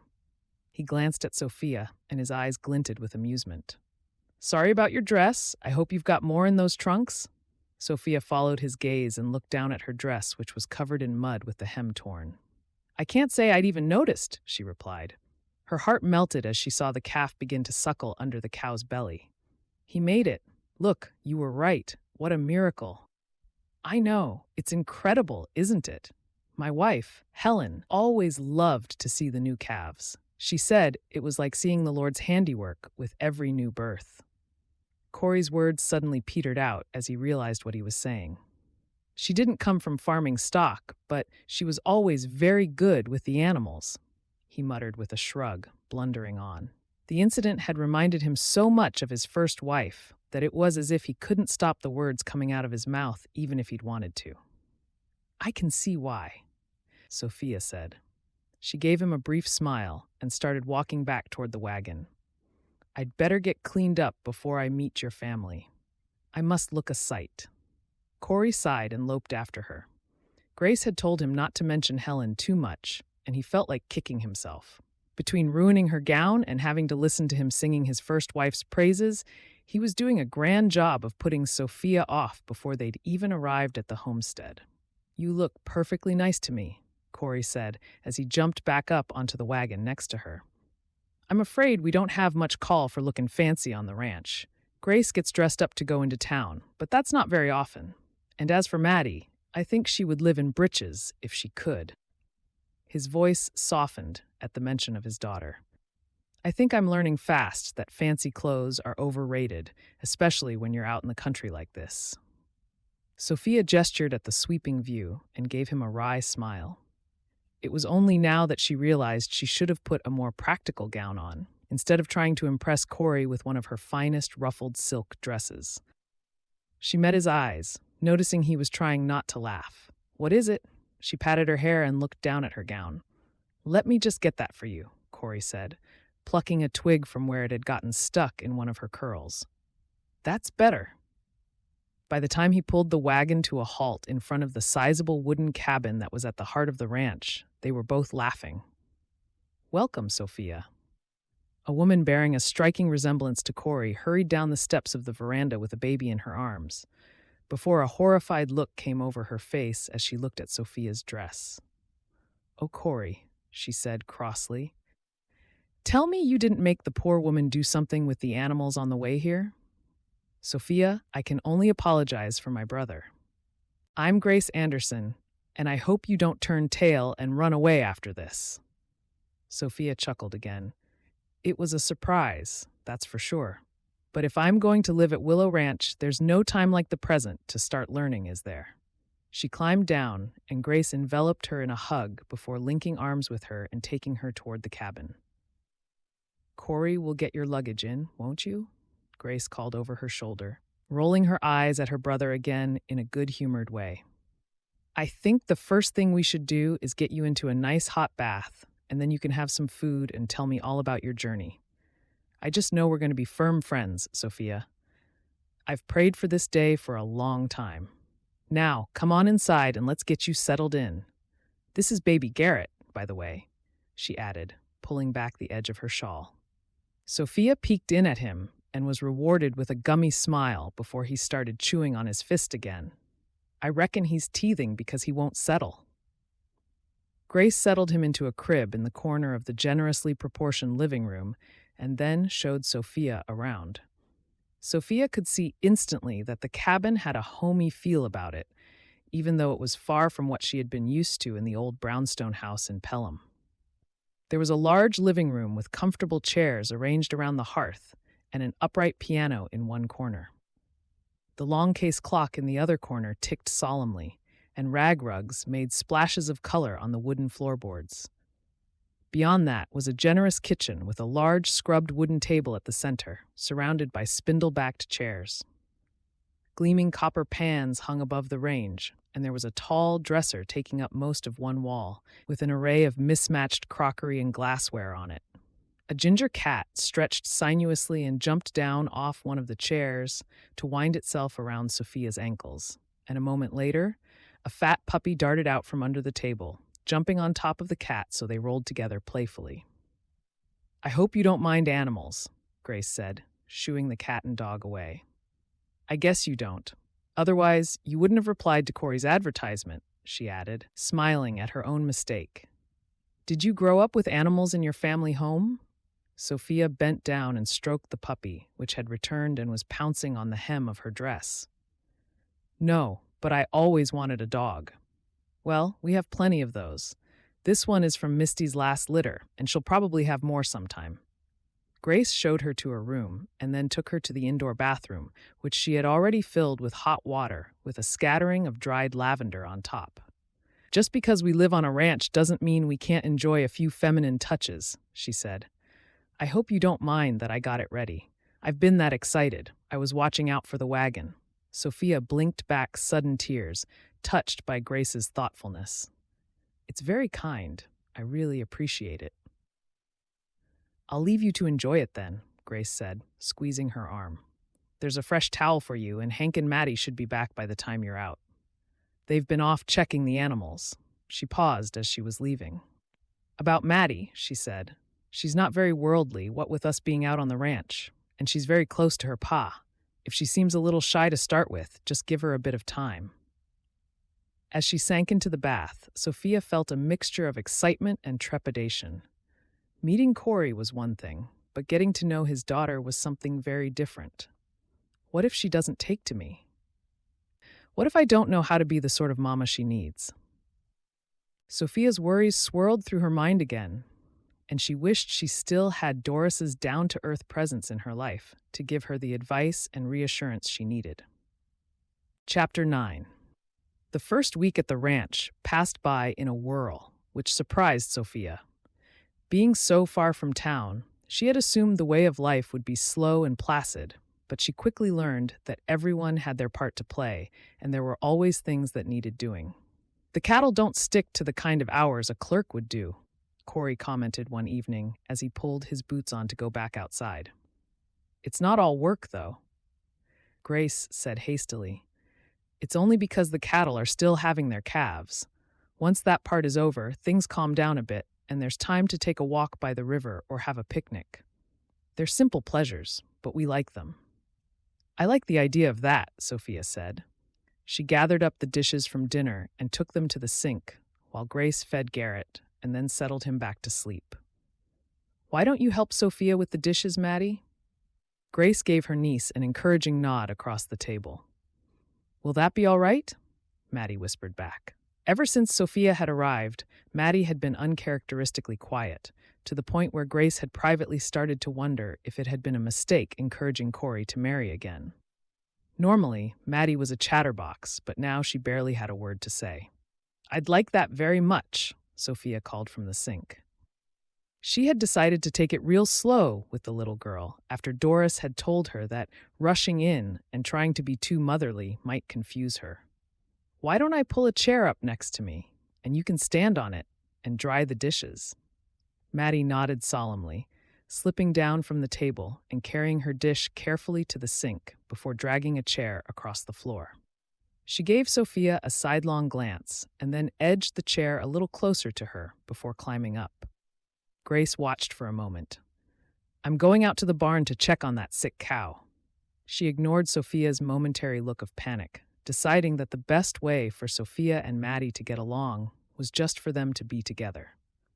If she wasn't there so much to act as a buffer, she figured it was only a matter of time before Maddie's natural exuberance would return, and she would warm to Sofia. To start with, the only sound in the room was the ticking of the clock and the clink of crockery in the sink. Sofia opened her mouth to speak several times, but each time, all she could think of was how strange it must seem for Maddie, and her confidence deserted her. Suddenly, there was a scuffle in the corner as Brewster the puppy tugged a ball of wool across the floor that he'd pulled out of Sofia's sewing basket. It quickly unraveled, and then he dropped onto his haunches and, with a sharp yap, pounced on top of it, skidding into Sofia's feet. Sofia looked at Maddie, and Maddie looked back at her before they both burst out laughing. Brewster, you're a naughty boy, Maddie cried. She hopped down from her chair and quickly started rolling the wool back into a ball. I've told you before not to steal, especially not Miss Ritchie's things. The dog sat looking up at them, wagging his fluffy tail, and yapped again. He's a good boy when you tell him to be, Sofia said. She put the ball of wool up on the dresser, and they resumed the washing up. Why don't you call me Sofia, she said, giving Maddie a smile. Miss Ritchie makes me sound like a schoolmarm, don't you think? Pa said I was to be on my best behavior, Maddie said quickly. But I like your name very much. It's pretty, like your lovely ribbons. She darted Sofia a shy smile before picking up a bowl for drying. Sofia patted her hair self-consciously. She had taken to putting her hair up into a bun since arriving at the ranch instead of leaving it cascading down her back, and her one concession to wanting to look nice was to tie a velvet ribbon around the bun. Do you have any hair ribbons? Sofia asked, sensing that Maddie wanted to say more. I have one that belonged to my ma before she died, and Aunt Grace gave me some last Christmas, but I was worried about getting them dirty, so I saved them for best. Sofia nodded. My papa died last year, she said, and he told me that if we always save nice things only for best, we end up never enjoying them. He had a very fine fountain pen that he gave me before he died, you see, and I used that when I wrote my letters to your pa. It helped me remember my own papa, which felt nice. Maddie chewed on her lip as she considered Sofia's words. So you're saying it would be nice for me to wear my ribbons sometimes? Her features suddenly lit up with a smile. I could wear Ma's ribbon when I'm playing inside. That way, it wouldn't get dirty, but I'd still get to use it. Exactly, Sofia said happily. She washed the last bowl and handed it to Maddie. How about I help you do your hair after dinner? Would you like that? I sure would. Maddie swiped the cloth over the bowl to dry it and hurried over to the dresser to put it away. Can I show you my room, Sofia? I have a little bookcase and my very own rag doll. Sofia felt her heart swell with emotion as Maddie looked up, her eyes full of hope. "I'd like that very much," she said. Maddie smiled again. "I'm glad you're here." She took hold of Sofia's hand and led her to her small room down the hallway as Sofia said a silent prayer, thankful that somehow the Lord had helped her take the first tentative steps toward getting to know Maddie better. "This is delightful," Sofia said, and Maddie beamed proudly. The bedroom was small, but she could tell that Grace had done her best to make it cozy. There was a patchwork quilt on the bed, a small wooden bookcase under the window, and a nightstand with 2 drawers. Maddie opened the top drawer and took out a soft drawstring pouch. "This is Ma's ribbon." She pulled the soft pink ribbon out reverently and held it out to show Sofia. "That's the perfect color for your hair." Sofia bustled off and fetched her silver-backed hairbrush. "This used to belong to my mama. Would you like me to brush your hair and then you can go to bed?" Maddie hesitated for a moment. "You don't have a ma anymore either, like me? It makes me feel sad sometimes, but I didn't really know Ma because I was just a baby when she died. Pa says I look like her, though." She chattered on about the ranch while Sofia gently ran the brush through her boisterous curls, gradually getting the knots out until her hair shone. Once she had done that, she braided it loosely and tied the ribbon at the end. "There. If you have it like that when you're asleep, it won't be so tangled in the morning." She looked out of the window and could see that the sun was starting to set, turning the sky a soft mauve. Maddie yawned and stuck her thumb in her mouth, reminding Sofia how young she still was at just 5 years old. "Will you sit with me while I fall asleep?" Maddie asked. She wriggled out of her calico dress and pulled her nightgown over her head before clambering under the quilt and yawning again. "Pa does it sometimes, but he's been kind of busy with the animals lately." "Of course I will. When I was a little girl, my mama used to tell me a story while I fell asleep." Sofia could see that Maddie's eyelids were getting heavy already. She sat on the edge of the bed and leaned back against the pillow next to Maddie. "A long time ago, in a distant land, there was a beautiful princess called Penelope." As Sofia quietly told one of her favorite stories from mythology, the sun gradually set, casting long shadows across the floor, and Maddie rested her head against her shoulder, sucking her thumb. Her eyelids drooped, and her mouth curved into the hint of a smile as Sofia's voice got softer and softer until she drifted off to sleep. Outside, Cory strode back to the house and bounded up the veranda steps, hastily pulling his boots off. "Am I too late to say goodnight to Maddie?" He shrugged his coat off and hung it on the hook by the door. "Sofia's been looking after her," Grace said quietly. She noticed her brother's expression change. At first, he looked happy, but then it was followed by worry, and he frowned slightly. "Don't feel guilty," Grace said. She knew him well and shook her head slightly.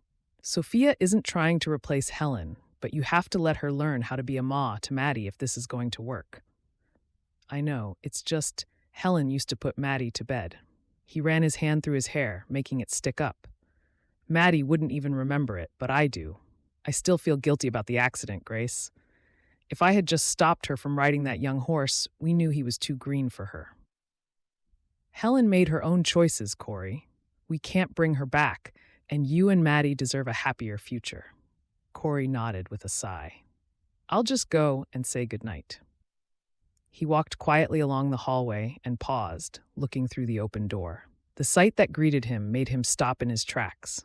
Maddie's arm was thrown across Sofia as she came to the end of the story, and Sofia gently stroked a curl back from the little girl's forehead. The unconscious gesture was so caring that Cory felt his heart squeeze with an emotion he hadn't felt for a very long time. It was hope. Hope that his daughter might experience a mother's love after all. Chapter 10. "I reckon we should try and get the hay in this week, don't you?" Hank chewed on a piece of bread and washed it down with coffee. "It's looking dry enough to cut the grass and gather it in." Cory ladled another scoop of porridge into his bowl and poured some cream over it. "Sounds like a good idea. I'll ride out to the far paddocks to check the animals first." He glanced at the clock. He had already checked the animals closest to home, but the ones they grazed at the foot of the mountain were some of his best livestock, and the last time he'd been over there, he'd seen cougar tracks. Grace jiggled Garrett on her knee and shot her brother a look that brooked no argument. "Why don't you take Sofia with you, Cory?" Bonnie is safe enough for her to ride, and we got ahead with the chores in the house yesterday. It might be nice for you to show her that part of the ranch." Things had been so busy over the last few weeks that Cory and Sofia had hardly had time to get to know each other, which Grace was determined to fix. She knew that when Cory was preoccupied with the ranch, he could come across as a little distant. And the last thing she wanted was for Sofia to think he wasn't interested in her. Hank had whispered to her only last night as they had gotten into bed that he thought it was time Grace gave them one of her nudges to fan the spark of romance. "Are you sure?" His thoughts flashed back to seeing Helen's lifeless body when her horse had bolted. "I know you're not confident on a horse, Sofia, and this isn't what you're used to.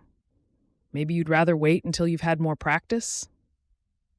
Grace noticed the flash of hurt in Sofia's eyes before she quickly covered it, busying herself by pouring a glass of milk for Maddie. "You let me ride Bonnie, Pa." Maddie looked between her father and Sofia with an innocent smile. "You told me she was like a big old rocking chair, and all I had to do was hang on." "It's fine. If you don't think I'm ready, I understand." Sofia took a sip of her coffee. "Anyway, I thought it would be nice for me to make Maddie a new gown. I have more than I need, so I can use the fabric from one of them." She smiled as Maddie's face lit up. "I used to ride in the park with Papa a little, but you're right. I've never done it in this sort of terrain." "Sofia will be fine," Grace said firmly. "Bonnie is the safest horse I've ever known, which is why Hank let me ride her right up until the week before I had Garrett. I'll pack you up some beef rolls and apple pie so you can take your time." Grace is right. There's no need to hurry back. I need to sharpen the scythes and finish emptying the last of the old hay from the barn. Hank stood up and stretched before lifting Garrett from Grace's lap. The baby grabbed at Hank's whiskery mustache, making everyone laugh, which relieved the moment of tension. "I would like to see more of the ranch if that's all right," Sofia said, giving Cory a shy smile. "I know I have a lot to learn, but my papa always said the only way to do that is to have a go." Cory nodded, knowing when he was beaten. "He sounds like a very sensible man. I'll get the horses saddled up, and we'll leave shortly." He glanced at Sofia's gown with a worried look, remembering how she had ruined the other one. "I have a more serviceable riding habit, don't worry," she said with a chuckle. "The silk one I wore on the way here is the one I plan to cut up and use for Maddie's new gown, if that's all right, I mean." She suddenly wondered if she was being too forward, suggesting such a thing so soon, but Cory merely looked at Maddie's delighted expression and nodded. "Did you tell Cory about what the blacksmith said when you went into town, Hank?" Hank handed Garrett back to Grace and brushed a kiss on her cheek. "Good thing you reminded me. I bumped into Jonah last time I was in town, Cory. He told me that when he was last out at John and Hester Carson's ranch, they'd had trouble with cattle rustlers. John reckons they've been scouting around the area looking for easy pickings." Cory's expression darkened. "That's worrying. I thought after that last gang was caught, we'd be all right. It seems like as soon as one lot gets sent to jail, there are others just waiting to take their place. I doubt they'd try anything in broad daylight, but that makes it even more important we get across to the far boundary. If these bandits see ranchers riding on their land regularly, they usually move on and try somewhere else," Grace explained quickly to Sofia. "Cattle theft is a constant worry out here, but don't worry, you'll get used to it. Sheriff Muswell and his posse are very good. They rounded up a gang not so long ago." Sofia tried not to let the ripple of alarm she felt show on her face. She was determined to show Cory that she wasn't just a pampered woman who cared only about her looks and the latest fashions, which she suspected he might think of her compared to his first wife. Even though Cory had said Helen hadn't been born into ranching, she sounded like she'd been a very capable woman who could turn her hand to anything. In the middle of the night, when her doubts beset her, Sofia wondered whether she would always feel as though she was in Helen's shadow, never living up to her high standards. "It's good to know they don't let them get away with stealing. It used to be something my papa had to contend with at the mill as well. I guess there will always be folks looking to take advantage wherever you live." Sofia cleared the table quickly before hurrying away to get changed. As the leather of Bonnie's saddle creaked beneath her, Sofia was secretly pleased with how quickly her riding skills had returned, even though it had been some years since she had last been on horseback. The birds swooped through the air over her head, catching insects on the wing, and it felt like the sort of perfect day that made her feel glad to be alive. She had the picnic food in a saddlebag, and Grace had slipped a Colt revolver in there too, telling her she always liked to take it with her in case of bears or cougars. "We'll take it easy on this track. It's a bit steep until we reach the river." Cory had ridden ahead and then circled back so their horses fell into step next to each other. "You're better on Bonnie than I thought you would be for someone growing up in a town." He shot Sofia an admiring glance. Her riding habit accentuated her shapely figure, and the breeze had loosened some of her hair, so the curls framed her face. "I used to think Papa had wished I was a boy when I was growing up, but although we didn't break with polite conventions, he encouraged me to try new things. I used to see people riding through the parks, and he said Mama and I could learn too." Her face clouded for a moment. "I stopped being so brave after a while. I think it was after Mama died, although it all feels like a long time ago." Cory reined his horse to a slow walk ahead of Bonnie so they could navigate the steep pathway down to the river.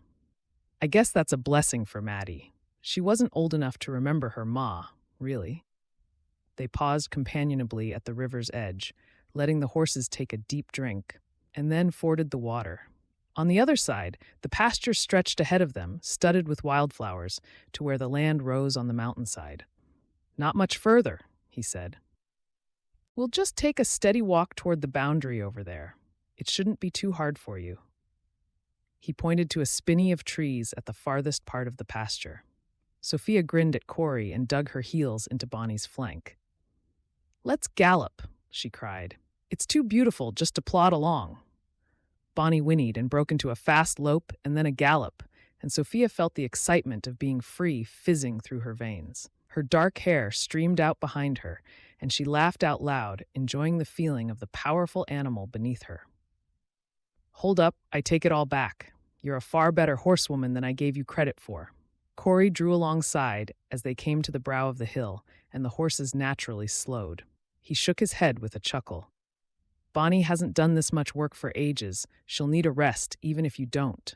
Sofia smiled apologetically. "I'm sorry. Papa always said I had an impulsive streak because of my Italian blood." She let the reins hang loose as they walked the final part, and then they both guided their horses into the shade of the trees. As Cory jumped down and held up his hand to help her down off Bonnie, Sofia felt her pulse quicken. Out in the wild, with the trees rustling overhead, she was hit with the sudden realization of how handsome Cory was.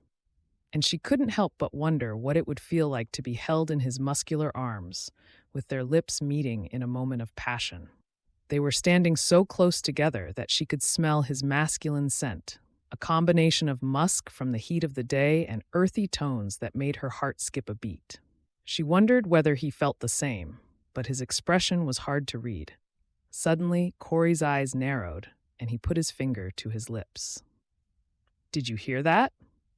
he whispered, almost silently. He tilted his head, concentrating on trying to focus on what was out of the ordinary. Sofia strained to listen as well, but all she could hear was the steady rustle of the leaves above them in the breeze. Beyond the spinney of trees, she could see the cows, some with calves at foot, ponderously walking through the rippling grass, munching as they went. Everything seemed calm and peaceful to her, but she could tell that Cory was on edge. Cory carefully stepped away from her and unclipped the leather sheath on his saddle that held his rifle. That would be a very bad idea. The unexpected, deep, rasping voice split the quietness of the morning, making Sofia gasp with shock.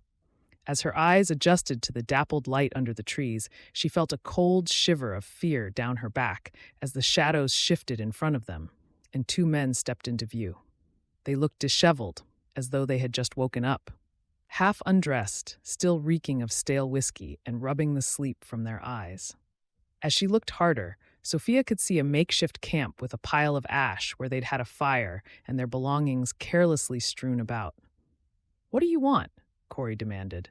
"Nothing, we're just passing through. Figured this would be a good spot to rest our horses. The taller of the two men came closer. He was rough-shaven, and his eyes were like black coals, devoid of kindness. You wouldn't deny a couple of folks down on their luck, would ya? I don't want the cattle to be disturbed, so it's best you move on. Some of them haven't calved yet. We're moving them back to the homestead. My ranch hands will be here to help in a minute. Cory's voice was casual, but there was no mistaking that he wanted the men to leave. Well, he ain't very friendly, is he? The first man directed his comment at Sofia.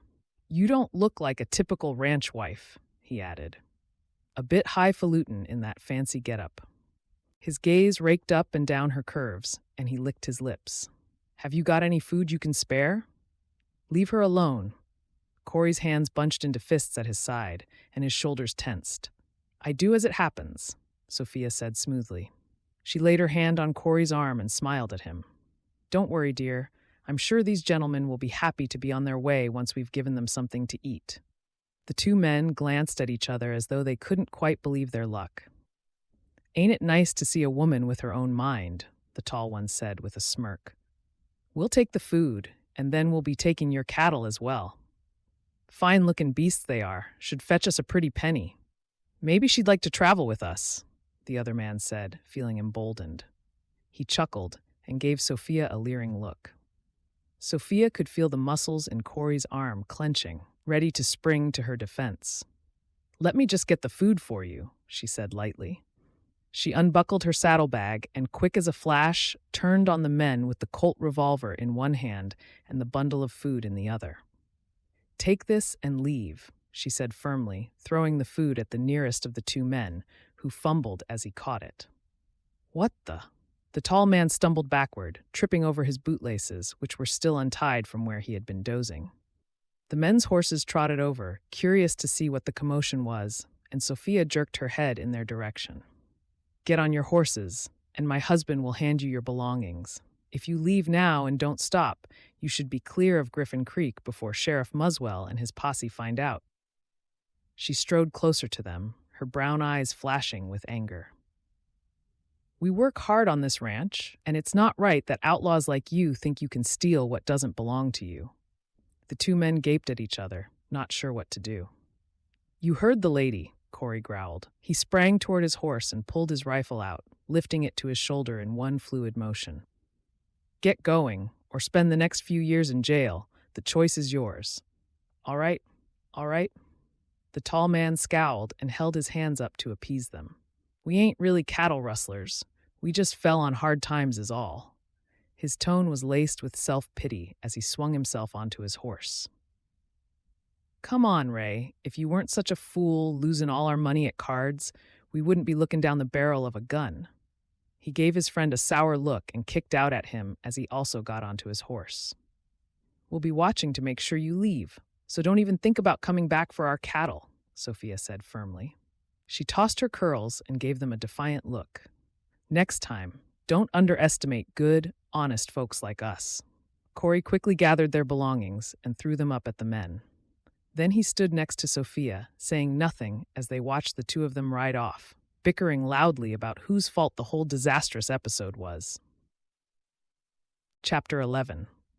You pulled the Colt on them? Grace's mouth gaped open as she looked from Sofia to Cory in astonishment. You never told us you knew how to use a gun. Cory shook his head and paced back and forth in the kitchen. They were as bold as brass. You wouldn't believe it. When we checked, they'd already cut the fences, but it looks like they decided to get drunk and have a sleep before taking the cattle today. If we hadn't gone over there this morning, we would have lost some of our best cattle.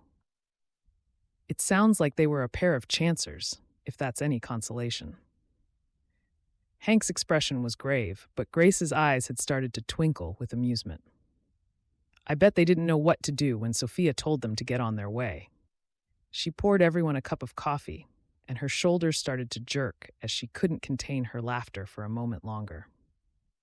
We all thought you'd be very genteel, Sofia, what with your background, and instead you're as brave as any of the ranchers' wives around here. I'd hate to get on the wrong side of you, she added with another chuckle. Sofia sank down into the nearest chair. Now that the moment had passed, she wondered what had come over her. "I'm so sorry, Cory," she stuttered. Her hands trembled slightly, and she hid them in her lap so he wouldn't see. "I just wasn't thinking straight. I could have made everything worse. All I could see was that they were only in their shirts and trousers, so I guessed they didn't have guns on them." Cory had hardly uttered a word on the ride home, other than to ask if she was all right, and to say he and Hank would need to move the animals back closer to the homestead until he could be sure the outlaws wouldn't be returning. "It's fine," Cory said gruffly. "You were very brave, and I owe you a debt of gratitude." He picked up the revolver from the table and secured it in a leather holster at his hip. "We'd better get back out there, Hank. I don't think those scoundrels will come back, but you never know. They might have other men they're working with. I'd better go into town at the earliest opportunity as well to tell Sheriff Muswell about it." Uh-huh. Imagine if they ended up terrorizing some poor, defenseless women and children. Hank glanced at Maddie, who was rocking Garrett in his little wooden crib, and his mouth pinched into a determined line. "We need to make sure the sheriff runs them out of the district or arrests them. They ain't to be trusted, I don't reckon." As Cory swung himself back into his saddle, a few minutes later, he waved Hank on ahead of him and circled his horse back around to where he could see Sofia sitting on the veranda. Maddie had squeezed onto the wooden seat next to her and was chattering brightly about the new chicks that had hatched in the barn overnight. Sofia listened intently, and he felt a rush of affection for the way she always made time for his daughter. It was a rare attribute, and he could see how much Maddie was starting to trust Sofia. "I'll look in again once we've fetched the cattle closer. If there's anything you need from town, let me know. I'll be heading now in to see the sheriff when I get back." He tipped his hat and wheeled the horse back around, setting off at a fast lope to catch up with Hank. Cory's horse knew the route, and he gave him his head, letting his thoughts drift. There was so much more that he had wanted to say, but he couldn't seem to find the words. She was just doing her best. But it could have gone very wrong. The two conflicting arguments raged in his mind, and he felt his emotions being pulled in opposite directions to match. Part of him was full of admiration for her fiery spirit. Her determination would stand her in good stead at the ranch. But equally, he felt the worry that she might be too impetuous gnawing at him. What if she does something like that again, and she gets badly hurt or dies? The memory of the bleak days of grief after losing Helen came flooding back, and he knew he never wanted to feel like that again. But this time, it would be worse, because Maddie's older. Can I allow her to get close to Sofia? Would it be fair to Maddie if Sofia did something rash like that again, and we lost her? His thoughts were sobering, and the frustrating thing was that he didn't have an answer. He knew he was falling in love with Sofia, and when they'd been under the trees together earlier in the day, he'd wanted to sweep her into his arms and kiss her. But now he was just full of confusion. By the time Hank and Cory returned, the heat of the day was starting to fade. Sofia had busied herself cooking several apple pies for a picnic that Grace had promised they could go to in town. Peeling the apples and mixing the pastry had taken her mind off everything that had happened, and she let Maddie's chatter distract her as they discussed the new dress she was going to make for her. "Do you think I could wear it to your wedding when you and Pa get married?" The tip of Maddie's tongue poked out of her mouth in concentration as she rolled out the last scraps of pastry with a rolling pin to make decorations for a meat pie for dinner. "It's going to be the best day ever. Even better than when Misty had her new puppies last week." Cory froze in the doorway as he heard Maddie's question. He had been very honest with her about why Sofia was coming to the ranch, but now that his doubts had taken hold, he wasn't even sure if he should proceed with the marriage. Sofia nodded, but her expression was troubled. I'm sure that would be a great idea. I'm not exactly sure when the wedding is yet, though. You know your pa is very busy on the ranch, and what with worrying about the cattle rustlers as well, he's got a lot on his mind at the moment." Cory felt wretched as he realized that Sofia was making excuses for the fact that he had been putting off booking the pastor. That smells delicious, he said hastily as he came further into the kitchen. Apple pie is my favorite. He pinched a crumbly section of the crust, which was still warm from the oven, and ate it, giving Sofia a smile as Maddie swatted his hand away. Pa, don't do that. Those are meant to be for the picnic. I heard what you were talking about, he said, glancing at Sofia. I figured you might like a bit longer to get accustomed to living on the ranch, and there's no rush to book the wedding, is there? I'll start to make inquiries with the pastor once things quieten down a bit more. Sofia swallowed a pang of disappointment. She felt ready to marry Cory, but she could sense that he was still wrestling with his memories of the past. That would be lovely, she said. It will give me more time to make Maddie's new dress as well. After an early dinner, Maddie clambered up onto a chair in front of Sofia and stood with her arms held wide as she was measured for her new dress. The gown Sofia was using had pale blue sprigged flowers on it, and she intended to add a lace collar to make it more suitable for her age. The soft evening light was starting to fade by the time they had finished, and Maddie threw her arms around Sofia's neck when she settled down in bed. I can hardly wait until the wedding, she murmured sleepily. I'll have my new dress from you, Sofia, and I'm going to wear Ma's ribbon in my hair. It's going to be perfect. Sofia closed the drapes and kissed her goodnight.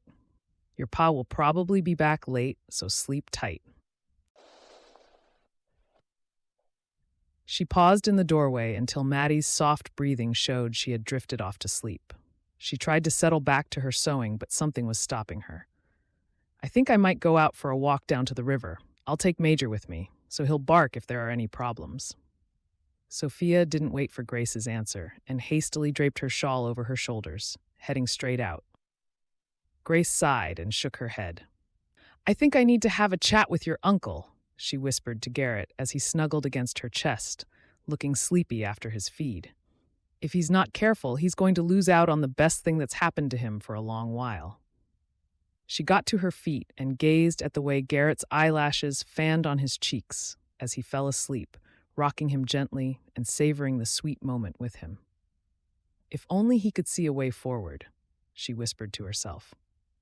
She had always known that Cory might find it hard to accept he could find new love with someone and a new mother for Maddie, but she also knew he could be stubborn and proud to a fault sometimes. Sofia called to Major, and he bounded across the barnyard, wagging his tail. Come on, boy, you'll keep me company, won't you? She ruffled his shaggy head, and he nuzzled her hand, overjoyed with this unexpected walk. He darted down the track ahead of her, head down and tail up, sniffing for critters in the grass. As Sofia strolled toward the river, the last of the sun's rays disappeared behind the mountains, leaving the sky a soft shell pink and then a deeper mauve as the minutes passed. The view was breathtaking, and Sofia stopped at the brow of the hill above the river. Overhead, she heard the occasional squeak of a bat flying, and the balmy air wrapped her in its warm embrace. She sighed and leaned on the railings of the fence, letting her thoughts wander. What am I going to do, Major? The dog whined and lay down next to her, resting his head on his paws. His brown eyes looked up at her mournfully as he picked up on her feelings of sadness. She sighed again and looked out across the rolling pastures. Even though she had felt trepidation about heading west, she realized that Willow Ranch had started to feel like home. I love it here, but is it enough? Her voice drifted over the rippling grass, and she was so immersed in the moment she didn't notice that Cory had walked down the track after her. He hung back in the shadows as her words reached him. He had gotten back from town, and when Grace had given him a sharp word about his indecision, he had decided to follow Sofia to come and talk to her about their future. He wanted to step out of the shadows and go to her, but something about her pensive expression held him back. And now her words had left him wondering whether she even wanted to be here. Have I made a terrible mistake, Major? Will I ever be good enough to take Helen's place as Maddie's mother? Sofia's words caught in her throat as her eyes pooled with tears. Will I ever be good enough for Cory to love me? The final thought slid silently through her mind as she dashed the tears from her cheeks. She didn't know the answer. But what she did know was that she couldn't wait for much longer to find out. Her heart was already given to Cory and Maddie, but she couldn't stay if it meant her heart would end up broken. Chapter 12. The next week passed by in a blur of activity. Grace and Sofia were kept busy harvesting all the fruits and vegetables from the kitchen garden, preserving as much as they could for the lean winter months ahead. And in between, Sofia sat out on the veranda sewing Maddie's new dress, much to the little girl's delight. The weather had gotten so hot it was almost unbearable, but Cory had assured her it was good for haymaking. He and Hank headed out before dawn, making steady progress on scything the acres of grass in the coolness of the morning, then raking it out to dry in the baking sun. The paddocks were dotted with hay stooks, and every few days they would take the horse and cart into the fields, pitchforking the hay onto the back before bringing it back to take up into the hayloft of the barn. It was back-breaking work, and both men were exhausted by the end of the day, warily eating their dinner as they struggled to stay awake. "Don't worry, it won't be for much longer," Grace said to Sofia as they bustled around the kitchen cooking for the evening meal. "Once the hay's in, it's a big weight off their minds. It means the animals will have everything they need for the winter. It's been a good yield this year. Hank told me it's the best they've had for a long time." "What would happen if the weather wasn't as good as this?" Sofia ladled meat stew into a bowl and put it in the range to keep warm. "I dread to think." Grace looked up from the potatoes she was mashing. "One year, when I was still only a little girl, it rained all summer long. I don't really remember it, but our pa used to talk about it sometimes. They nearly lost everything because, without the hay, they couldn't feed the animals through the winter. It was only because Ma's family lent them some money to buy feed from the neighbors that we survived." "What a blessing that they helped," Grace nodded. "It's been Cory's biggest worry ever since. He frets until he knows the animals will have enough hay to see us through the lean months." Sofia had never really considered how precarious life on a ranch could be. In Pelham, the life she led meant that the weather had been of little consequence. But out here on the ranch, she saw that it could be the difference between having a good year or struggling, or, worse still, losing everything. It made her appreciate just how hard Cory and Hank worked, and she vowed to be more understanding instead of feeling disappointed when Cory said he was too busy to spend time with her. Later that week, Grace and Sofia hitched up the smaller wagon and headed into Griffin Creek with Maddie and baby Garrett. The main street was busy with shoppers, and business owners stood in their doorways calling out to invite people in. "I guess this must seem a little quaint compared to what you were used to?" Grace asked as they strolled past. She had given a scruffy boy a couple of coins to water the horse and look after their wagon while they shopped for supplies. "The buildings certainly aren't anything like where I lived." Sofia sidestepped a couple of elderly women who were poking at a display of vegetables on a handcart and haggling with the vendor, determined to beat him down on his prices. He doffed his battered hat and greeted Grace by name, asking how she was. "Do you miss it, though? The theaters and latest fashions and all?" Sofia paused briefly before shaking her head. "Not as much as I thought I would. The people are so friendly here, and you have made me feel so welcome." Maddie slipped her hand into Sofia's and tugged her toward the next window. "Look at all these beautiful ribbons and bits of lace." She pressed her nose to the glass, pointing out what she liked best. "You've had quite an effect," Grace whispered to Sofia. She never used to pay much heed to anything off the ranch. It's good that she can enjoy pretty things now, as well as learn that life on the ranch is about working hard. Cory was worried that he might not raise Maddie as a girl should be raised. Sofia smiled, feeling touched by Grace's compliment. "I do hope I'm having the right kind of influence. It's hard to know, not having had children of my own. You're a natural mother, Sofia, even if you can't see it yet." Grace gazed down at Garrett, who reached up a chubby hand to grab the ribbon of her bonnet. "You'll make a wonderful ma to Maddie and the future children you and Cory will have." Before Sofia could reply, they were interrupted by the sound of someone calling for Grace. "Mrs. Anderson, thank goodness you're in town today. You've saved me a trip." The man hurried toward them. "I'm Sheriff Muswell," he said, introducing himself to Sofia with a polite tilt of his hat. "How are you, Sheriff?" Grace said. "I hope things are quiet for you. What news of those two outlaws Cory told you about?" "Well, that's what I was going to come out to the ranch to tell you. My deputy spotted them a few miles out of town the other day, but then they gave him the slip. We can only assume they've left the district, so I doubt you'll get any more trouble from them. They're wanted for gambling debts. We'll keep an eye out for 'em anyway, but it's probably nothing to be too worried about." "That's a relief. I'd hate to think of them ruining everything Cory and Hank have worked so hard for." Sofia felt comforted by the sheriff's words, and she was glad that he hadn't mentioned anything about the part she had played that day. By the time they finished getting their supplies, Sofia was glad for the hint of a breeze that cooled them on their way home. "It looks like we might be in for a change in the weather." Clouds were starting to billow up in the sky beyond the mountains, and Grace looked at them with the practiced eye of someone who relied on knowing such things. "It's fortunate that Cory and Hank will have gotten the last of the hay in today.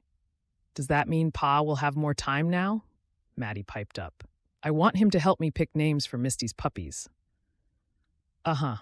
And we'll have our celebratory meal to enjoy tonight as well."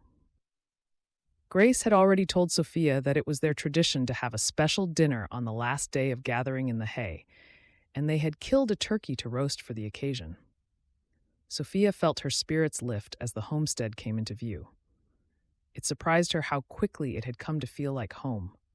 So much so that she dreaded the thought that she might have to head back to Pelham if Cory decided he didn't want to marry her after all. She spotted the cart piled high with hay, swaying as the horse pulled it toward the barn. Cory spotted them and gave them a cheerful wave.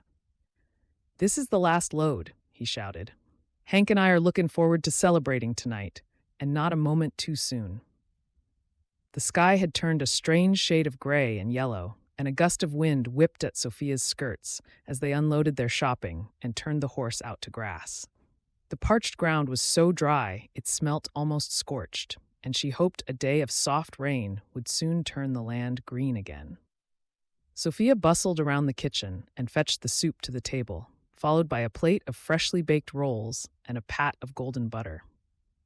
"Lord, we give you thanks for this food and for giving us your bounteous blessings, both in our home and on the land. Amen." Cory's deep voice was full of gratitude as he led their prayers, and Sofia felt grateful that he was a man who chose to live in God's grace. Both men had washed under the pump and come to the table as soon as they could. The room felt cozy as Grace had lit candles, and Cory gave Sofia an admiring glance. The soft candlelight made her dark hair gleam, and she blushed slightly as she felt his gaze on her. "This looks delicious." Hank's mouth was watering, and he beamed at Grace. "Is it roast turkey and then apple pie? Please tell me it is. I've been dreaming about this for days." "What else would it be?" Grace chuckled. "You know it's our family tradition. Here's to another successful harvest." Cory raised his glass containing a small measure of red wine and chinked it against Hank's before taking a mouthful. "Hurrah!" Maddie cried. She giggled and chinked her own small glass of homemade lemonade against Sofia's and Grace's. The meal was a great success, and the conversation turned to when Cory and Grace had been children, with both of them revealing amusing anecdotes about each other that had Sofia and Hank laughing out loud. Maddie's eyes were drooping with tiredness by the time Grace brought coffee to the table, as she struggled to stay awake to hear more of the pranks her pa had gotten up to as a little boy. After Maddie had gone to bed, Cory decided it was time to talk to Sofia. "Will you come and sit outside with me for a while?" He had eaten more than enough, and the table had been cleared before Hank and Grace retired for the night. "I know we haven't been able to spend much time together these last few weeks, but it wasn't that I didn't want to." "I'd like that," Sofia said. She wrapped a light shawl around her shoulders, and they sat companionably on the seat outside. "You must be very proud of what you've achieved here," she said conversationally. "Everyone in town spoke very highly of your cattle." "I wouldn't call it pride so much as gratitude," Cory said slowly. He stretched his long legs out and crossed one booted foot over the other. "It was my family before me who did the real hard work. carving a life out of this land. It wasn't easy for them. And when our parents died, I was determined to carry on, to honor everything they'd done. I admire that. Part of me wanted to do the same for my papa too, but he left the business to my half-brother, as you know. Sofia sighed, finally coming to peace with what had happened. I guess what matters is that his business didn't end with his death. Leonardo has a good head for business, I think, and he promised me he would do his best to keep the mill going. Looking back, I feel sorry that he never had a chance to get to know Papa. They're more similar than he realizes. You have a kind heart, Sofia. Many people would hold a grudge for what happened, but you're too good a person. I hope Leonardo appreciates that about you. I did hold a grudge for a while, Sofia admitted. It was actually my maid Doris who told me that trying to live in the past would only cause me more heartache. She might be a maid, but she's a very wise woman, she added, looking thoughtful. Another gust of wind whipped through the barnyard, and Sofia shivered, tightening her shawl. I think I'm going to head to bed now. I expect you're tired as well? Sofia could see that Cory was deep in thought as she looked at his rugged profile in the dusky light. Maddie's dress is coming along nicely. She let her words hang in the air between them. Uh-huh. Yes, I need to speak to the pastor soon, Cory mumbled. Good night then. Sofia got to her feet, hoping that he would ask her to stay longer, but Cory merely yawned and bade her good night as well. Once she was in bed, Sofia lay staring up at the ceiling in the darkness. The heat was oppressive, and she turned over the evening in her mind. The fact that Cory had mentioned the pastor was a small sign that he still wanted to marry her, she told herself. But did he really, or was he just being honorable? He didn't sound very enthusiastic. The thoughts lay heavily in her heart. She wished she could come right out and tell him that she loved him, but she was afraid to in case he didn't feel the same way. After dozing for a while, Sofia gave up on proper sleep and sat on the side of her bed. She had the beginnings of a headache, and she thought longingly of a nice cool glass of water and a damp flannel on her forehead. I may as well get up, she muttered. Reaching for her coolest cotton dress, she slipped her nightgown off and pulled it over her head, deciding to go and sit outside again for a bit. It was too dark to see what time it was on the clock as she crept out, but she had the sense that it was still a few hours until sunrise. No sooner had she sat down than she felt a wet nose nuzzle her hand. Hello, boy. Major's tail thumped on the veranda at the sound of her whisper. You couldn't sleep either, huh? Sofia took a long drink of water and felt a bit better. Suddenly, as her eyes grew accustomed to the darkness, she saw Major's ears prick up. A low growl vibrated through his chest, and then he looked at her, pawing her skirts and whining. What is it? Sofia felt a shiver of foreboding. Every rustle sounded sinister, and she was acutely aware that Cory and the others were all sound asleep inside, and she was out there alone. Major whined again, and Sofia jumped to her feet. She peered into the darkness, noticing a strange glow suddenly appear in the direction of the barn. Unless she was mistaken, it looked like the flash of an oil lamp. Holding her breath, she tiptoed down the steps and started to cross the barnyard. Major was pressed to her side, and she rested her hand on his neck, which gave her a crumb of comfort. Is there someone there? Her voice sounded weak as the wind snatched her words away. Cory? Hank? Is that you? The heavy wooden door of the barn suddenly burst open, and two figures paused in the opening, lit from behind by flickering flames that snaked across the floor. Everything happened in a blur. Major sprang forward with a snarl and a volley of barks, and Sofia realized with sickening certainty that the two bandits had returned and set fire to the barn. Spinning around, she sprinted back up the steps. Cory! Hank! Come quick! The barn's on fire! She screamed. The homestead erupted into urgent activity. Fetch the buckets. Cory's command was instant. He knew what they had to do. We'll douse the flames from the water troughs. The puppies. We have to rescue the puppies. Maddie's high-pitched shriek filled Sofia's heart with fear as she fumbled to try and light the lamp so they could see what was happening. Just as it flared into life, she saw Maddie dart past her, running toward the barn. Come back, Maddie. You mustn't go in there. The dogs will get out by themselves. Without a thought for her own safety, Sofia picked up her skirts and raced after Maddie. but it was too late. She had already disappeared through the barn door. As Sofia followed in her footsteps, she paused for a split second on the threshold. She could already feel the terrible scorching heat of the flames as they took hold. "Help me, help." Maddie's terrified cry was like a knife to her heart, and Sofia plunged forward. The only thought in her mind was to rescue the little girl she had come to love as her own. "Lie down on the floor. I'm coming to get you." Sofia threw herself down and inched her way into the barn, crawling as low as she could. Her lungs felt as though they could scarcely drag a single breath in as the smoke billowed closer and engulfed her in its dangerous embrace. Just when she thought she couldn't go any further, she heard Maddie's sobs from the corner. "Stay there, Maddie. I won't let anything bad happen to you." Sofia redoubled her efforts, crawling forward on her hands and knees. Her eyes were streaming as she felt blindly in front of her. Suddenly, miraculously, she felt Maddie's soft nightgown and gathered her into her arms, cradling her to protect her from the fiercest heat of the flames. "Sofia, Maddie, where are you?"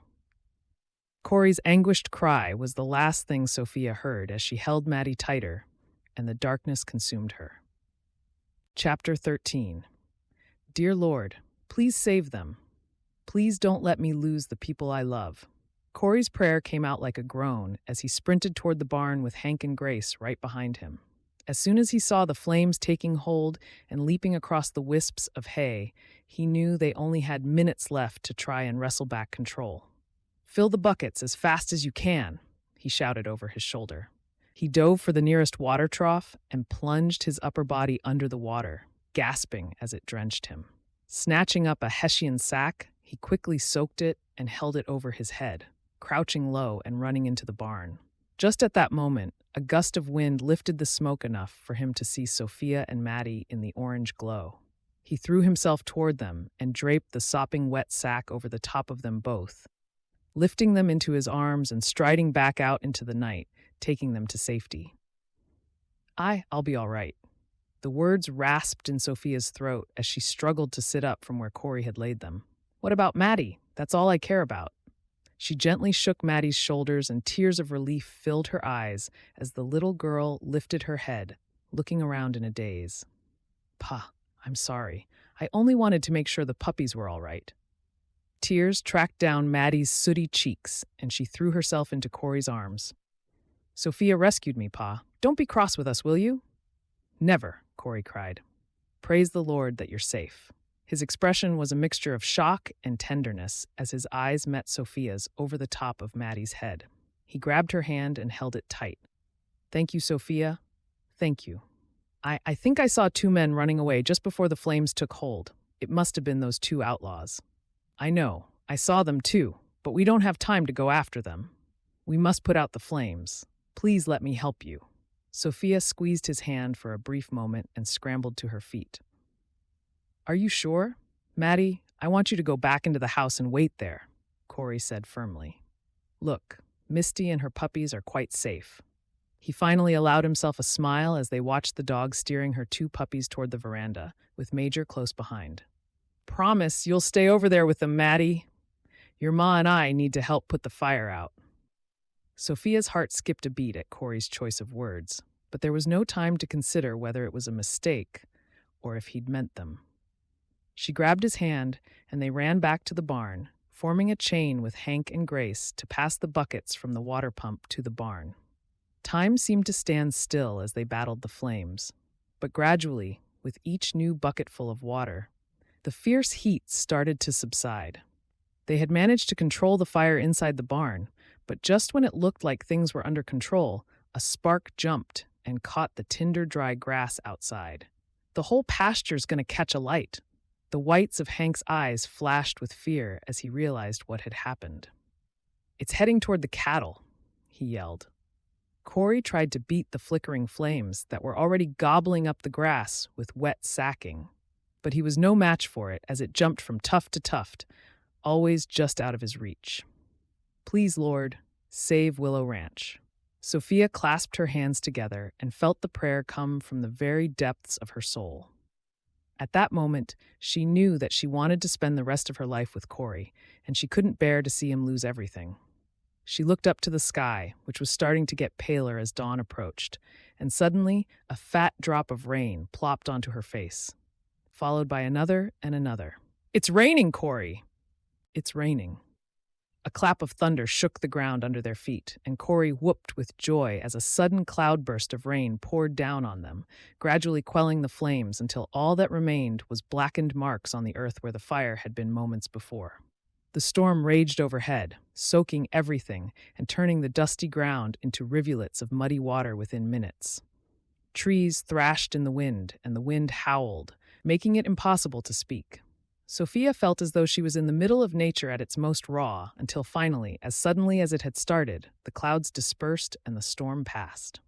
The bright dawn sunrise shone down on the land, which looked as though it had been scoured clean, with raindrops quivering on every leaf and blade of grass like a million diamond rainbows. "It's over." Cory turned to face Sofia with an expression of joy and wonder. "We did it. We saved the ranch. And you saved Maddie's life. How will I ever thank you?" Stepping closer, he tenderly brushed a lock of her wet hair back from her forehead and looked deep into her eyes. "Is it too late for me to tell you that I love you, Sofia?" Sofia felt choked with emotion, and she smiled up at him. "No, it's not too late. I love you too. And as far as Maddie's concerned, it was nothing. I only did what anyone would have done." Just as Cory was going to pull Sofia into an embrace, the sound of Grace's call from the veranda drifted across the barnyard. "Are you coming in for breakfast? Hank said he's hungry enough to eat an ox. I've got coffee for you, and then I think we've all earned ourselves a couple of hours' rest. I think Maddie would probably like to spend some time with you today as well," Sofia said hastily. "She said she wanted your help naming the puppies last night. She'll probably be feeling a little overwhelmed by everything that's happened. We should let her know everything will be all right." Cory nodded and followed Sofia back to the cabin, inwardly kicking himself that he had missed his opportunity to ask Sofia to marry him, again. He had almost blurted it out as she'd sat up after he'd pulled her from the barn, but with Maddie there, it didn't feel like the right time. Later today, after Sofia's had a chance to rest, that's when I'll propose properly. The thought lifted Cory's spirits, and he whistled brightly as he kicked off his boots on the veranda. He felt exhausted, but it didn't matter, not now that everything had become clear for him. Just like the storm blowing over and leaving bright sunshine in its wake, all his previous doubts had vanished. At the moment when it had looked like he might lose her forever, he had realized just how much he loved Sofia and wanted to be with her. Now it was just a matter of telling her as soon as he had a chance. Chapter 14. The dappled sun filtered through the drapes, but as Sofia blinked awake, she sensed something was different.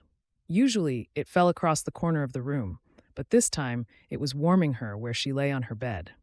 A tap at the door puzzled her even more. "Sofia, are you awake?" The door opened, and Maddie peeped through the gap. Sofia realized with a start that it must be the middle of the day. Gradually, everything started to come back to her. After the storm had finished and they had checked there were no smoldering sparks that could reignite the fire, they had all warily returned to the cabin. The after effects of rescuing Maddie had started to take hold, rendering Sofia almost silent as she had sipped a soothing cup of hot chocolate. She had come into her room to change out of her sodden, filthy gown and had lain on her bed to gather her thoughts for a moment, but must have drifted off. "I only meant to lie down for a few minutes." She yawned and stretched, feeling a sharp ache in her shoulders from manhandling so many buckets of water. "Pa said we should let you rest." Maddie tiptoed further into the bedroom and perched on the edge of her bed. "Are you feeling better now? Aunt Grace was worried that the smoke might make you have a bad cough." "I'm fine. But more to the point, how are you, Maddie? You were a very brave little girl, wanting to help Misty and her puppies." Sofia felt a wave of anxiety wash over her, as more of the details of the previous night filtered back through her mind, but then she pushed them to one side. The Lord had seen fit to spare her and Maddie from injury, or worse, and that was what mattered. "I'm all right," Maddie said, matter-of-factly. "We're waiting for you before we name the puppies. Shall I fetch you a glass of water?" Aunt Grace has made ham and pickles for lunch." She hopped back down off the bed and scampered off, seemingly untroubled by her ordeal, much to Sofia's relief. A few minutes later, Sofia sat down at the kitchen table, happy to see that everyone was there. "How much damage was done to the barn? Should we go into town to tell Sheriff Muswell that it was those men who started the fire?" She gave Cory a guilty smile. "I'm sorry I've been asleep for so long. I meant to come back out to help you clear up." "Never you mind about that," Grace said firmly. "You need to rest up for a few days." She brought the food to the table, and Sofia realized how hungry she was as the sight of it made her mouth water. "There's plenty of time to get the sheriff involved. I'm sure those outlaws won't dare show their faces around here again. Starting a fire that bad is a hanging offense, and they seem like a cowardly pair. Hank and I have had a good look, and by the grace of God, we think the barn will be all right. There are just a few repairs we'll have to do to make it watertight again for the winter, but luckily, we hardly lost any of the hay." Cory shook his head in wonderment. He had seen enough barn fires in his lifetime on neighbors' ranches to know how much worse it could have been. "I think the Lord was looking down on us last night, for sure. We're very fortunate. As for catching the men who did it, this time I'll make sure Sheriff Muswell doesn't let them get away with it." "We'll certainly be going to church this Sunday to give thanks," Grace said. She gave her brother a pointed look. "That will give you a chance to speak to the pastor about." Before she could finish speaking, a volley of barking outside made everyone jump. "Hush, Major." Hank stood up and peered through the door. "Looks like someone's coming more up the track. There's a man on a horse, but it ain't anyone I recognize." Grace bustled to the door to stand next to him. "He looks mighty well dressed. Maybe it's someone new in town, or the new owners of Single Tree Ranch, although he doesn't look like a rancher." She stepped outside. "Hello there. Are you looking for someone?" Sofia glanced across the table at Cory, and he shrugged. "We're not expecting anybody today." The clopping of hoofbeats outside stopped. "I'm looking for Miss Sofia Ritchie. I've been told she's here." The sound of the well-spoken tones made Sofia gasp with shock. "It's William." The blood drained from her face as she jumped to her feet, almost knocking over the coffee pot. "What's he doing here? Last I heard, he was in Europe with his new wife. Something terrible must have happened at home." She rushed past Grace and ran down the steps, coming to a halt as he swung himself down from his horse and gave her a beaming smile. "You're a hard woman to find, Sofia," he chuckled. "But I'm a determined fellow." William Westwood glanced around with a look of distaste, taking in the blackened barn and muddy puddles that still remained from the storm. "It looks like I've arrived in the nick of time. I've come to take you back to Pelham. Will you marry me, my dear? I've missed you so much." Cory's heart sank as he heard William's question, and he hurried outside. "Have I left it too late? I should have said what was in my heart, and now I won't get the chance." The thought was agonizing as he took in William's good looks and the way he looked at Sofia as though he still adored her. "I've lost her, after all." Sofia's mouth gaped open for a split second as she tried to get her senses in check. "But, why are you here?" she stuttered. "I thought you'd be pleased to see me." William took his kidskin gloves off and reached for her hand, but Sofia stepped backward out of his reach. Come, Sofia. What sort of greeting is this? I've been traveling for days on that dreadful train, and then I had to stay in a flea-bitten hotel in the local town, which was full of drunkards, I'll have you know. But it was worth every moment of discomfort just to lay eyes on you again, my dear." William held his hands out invitingly and gave her a persuasive smile. "You could at least look pleased to see me." "Is your wife with you?" Sofia asked crisply. "Flora, remember, the woman you decided to marry instead of me." William shrugged nonchalantly. "Ah, yes. Flora and I parted company. Scotland was not for me after all, so I'm a free man again. I've been spending some time with your half-brother Leonardo. He's a delightful fellow. He misses you, my dear, and I have come to realize that I do too. I've decided we must all put the past behind us and get back to how things were. I have a new life out here now. Thank you very much." Sofia folded her arms and shook her head in disbelief. "Sofia and I are getting married soon. I think you should be on your way. Cory strode over, unable to listen to William anymore without saying something. "But you know how in love we were, Sofia." William gave Cory a cold stare and then turned his shoulder slightly, trying to edge him out. "Don't you remember how good we were together?" he continued. "All the balls and luncheons, we were part of Pelham's high society. You know I love you, otherwise I wouldn't have proposed." Sofia hesitated for a moment. "I thought so, but clearly you didn't. You left me in a most humiliating way as soon as you realized I was no longer the wealthy heiress you thought I would be." "That's all in the past now, Sofia," William said airily. He had noticed her hesitation and tried to press home his advantage. "Leonardo is looking for a new business partner for the mill. He said if you and I were to be married, he would like it to be me. Why don't you let me rescue you from this dead-end place and take you back to where you belong? We can be married within the month, and you'll be back in proper society again, instead of living like this." He gestured at the ranch as though it offended him. "Aha. So now we get to the real reason." Sofia put her hands on her hips, and her eyes flashed contemptuously. "You haven't changed one bit, William. All you care about is yourself. I suppose you thought I would fall back into your arms, and you could worm your way into Papa's business now that you don't have Flora's fortune to rely on?" "You misjudge my intentions," William blustered with a wounded expression. "You don't belong here. That's where you're wrong." Sofia walked over to Cory and took his hand, giving him a soft smile. She turned back to William, determined not to be browbeaten by him ever again. "This is my home now, and Cory and Maddie are my family. In hindsight, you did me a favor when you left me, William, because if you hadn't, I never would have discovered what true love is. I have everything I'll ever want right here. So I suggest you leave and find some other poor woman to marry, or better still, think about becoming a more decent person first. I say, there's no call for being so rude." 2 bright spots of color appeared on William's cheeks, and he scrambled nervously for his stirrups as Major darted forward, growling and snapping at his boots. "I'll also be writing to Leonardo to tell him not to take you on as a business partner," Sofia added as William wobbled on top of his prancing horse.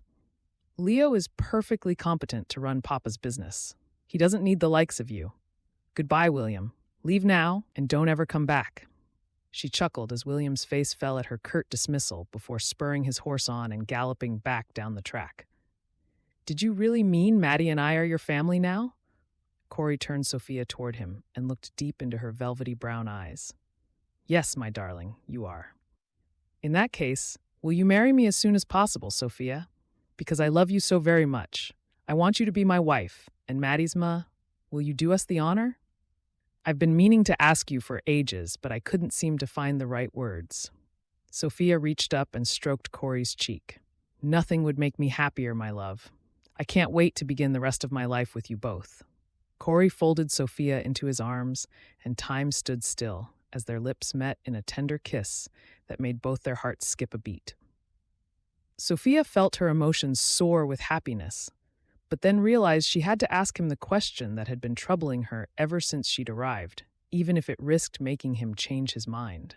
She stepped back slightly and took both of his hands in her own. "There's something I need to know, Cory. And I hope you'll understand why I'm asking. Are you sure I'm the right woman to be Maddie's ma? I know you and Helen were very much in love, and I don't expect to take her place in your affections. But I have to know. Otherwise, I'll always wonder if you've made a hasty decision which you might come to regret." She lowered her eyes, feeling scared that she might see his expression fill with doubts again. "We have to be honest with each other, Cory," she murmured. "I know I haven't always told you how I feel, but I want there to be no secrets between us." Cory sighed and put his finger under her chin, gently guiding her gaze back to him. "When you first came, it brought all the memories of losing Helen flooding back. And although I prayed for guidance every day, I was scared, I must admit. But seeing you rescue Maddie the way you did, and then almost losing you both, it made me realize just how much I've grown to love you, Sofia. You'll make a wonderful mother for Maddie. I believe that with all my heart. And please don't ever think that you're second best. You're kind and beautiful, and you make me happy beyond measure. I want to marry you and for us to be together forever because I love you so very much." "Did you ask her, Pa? Is Sofia really going to be my proper ma now?" Maddie skipped toward them, her face wreathed in smiles. "I did ask her, Maddie, and yes, we're going to be a proper family. And will I have more brothers and sisters, Pa? Please say yes." Cory looked at Sofia and she nodded, smiling as she saw the twinkle in his eyes. "I reckon so, Maddie. I'm the luckiest man in the world, and the Lord has blessed me and answered my prayers more than I ever could have imagined." Cory smiled again and pulled Sofia close. "I love you, Sofia," he whispered softly. "We have a wonderful future to look forward to. I love you too." Sofia nestled against his shoulder, breathing in his musky, masculine scent for a moment. "Now, shall we go and see about naming those puppies?" she said. Maddie hopped up and down excitedly and slipped her hand into Sofia's as they walked back toward the cabin. "I think you should choose the first name, Ma. That would make me very happy." The breeze whispered across the barnyard, and Sofia realized she had never felt her heart so full of joy as it was at that moment. "Let's pick the names for the puppies, Maddie, and then start making plans. Your pa's got the barn to mend. We've got to put the finishing touches to your new dress, and then we've got a wedding to organize." The end. Thank you for listening to this free audiobook, and we hope you enjoyed it. Martha Gillcrest writes clean romance stories that sweep you away to when times were simpler, with plenty of love and adventure to entertain you. If you enjoyed this story, be sure to like it with a thumbs up and subscribe to this channel. That way, you will always know when a new audiobook has been added for your listening pleasure.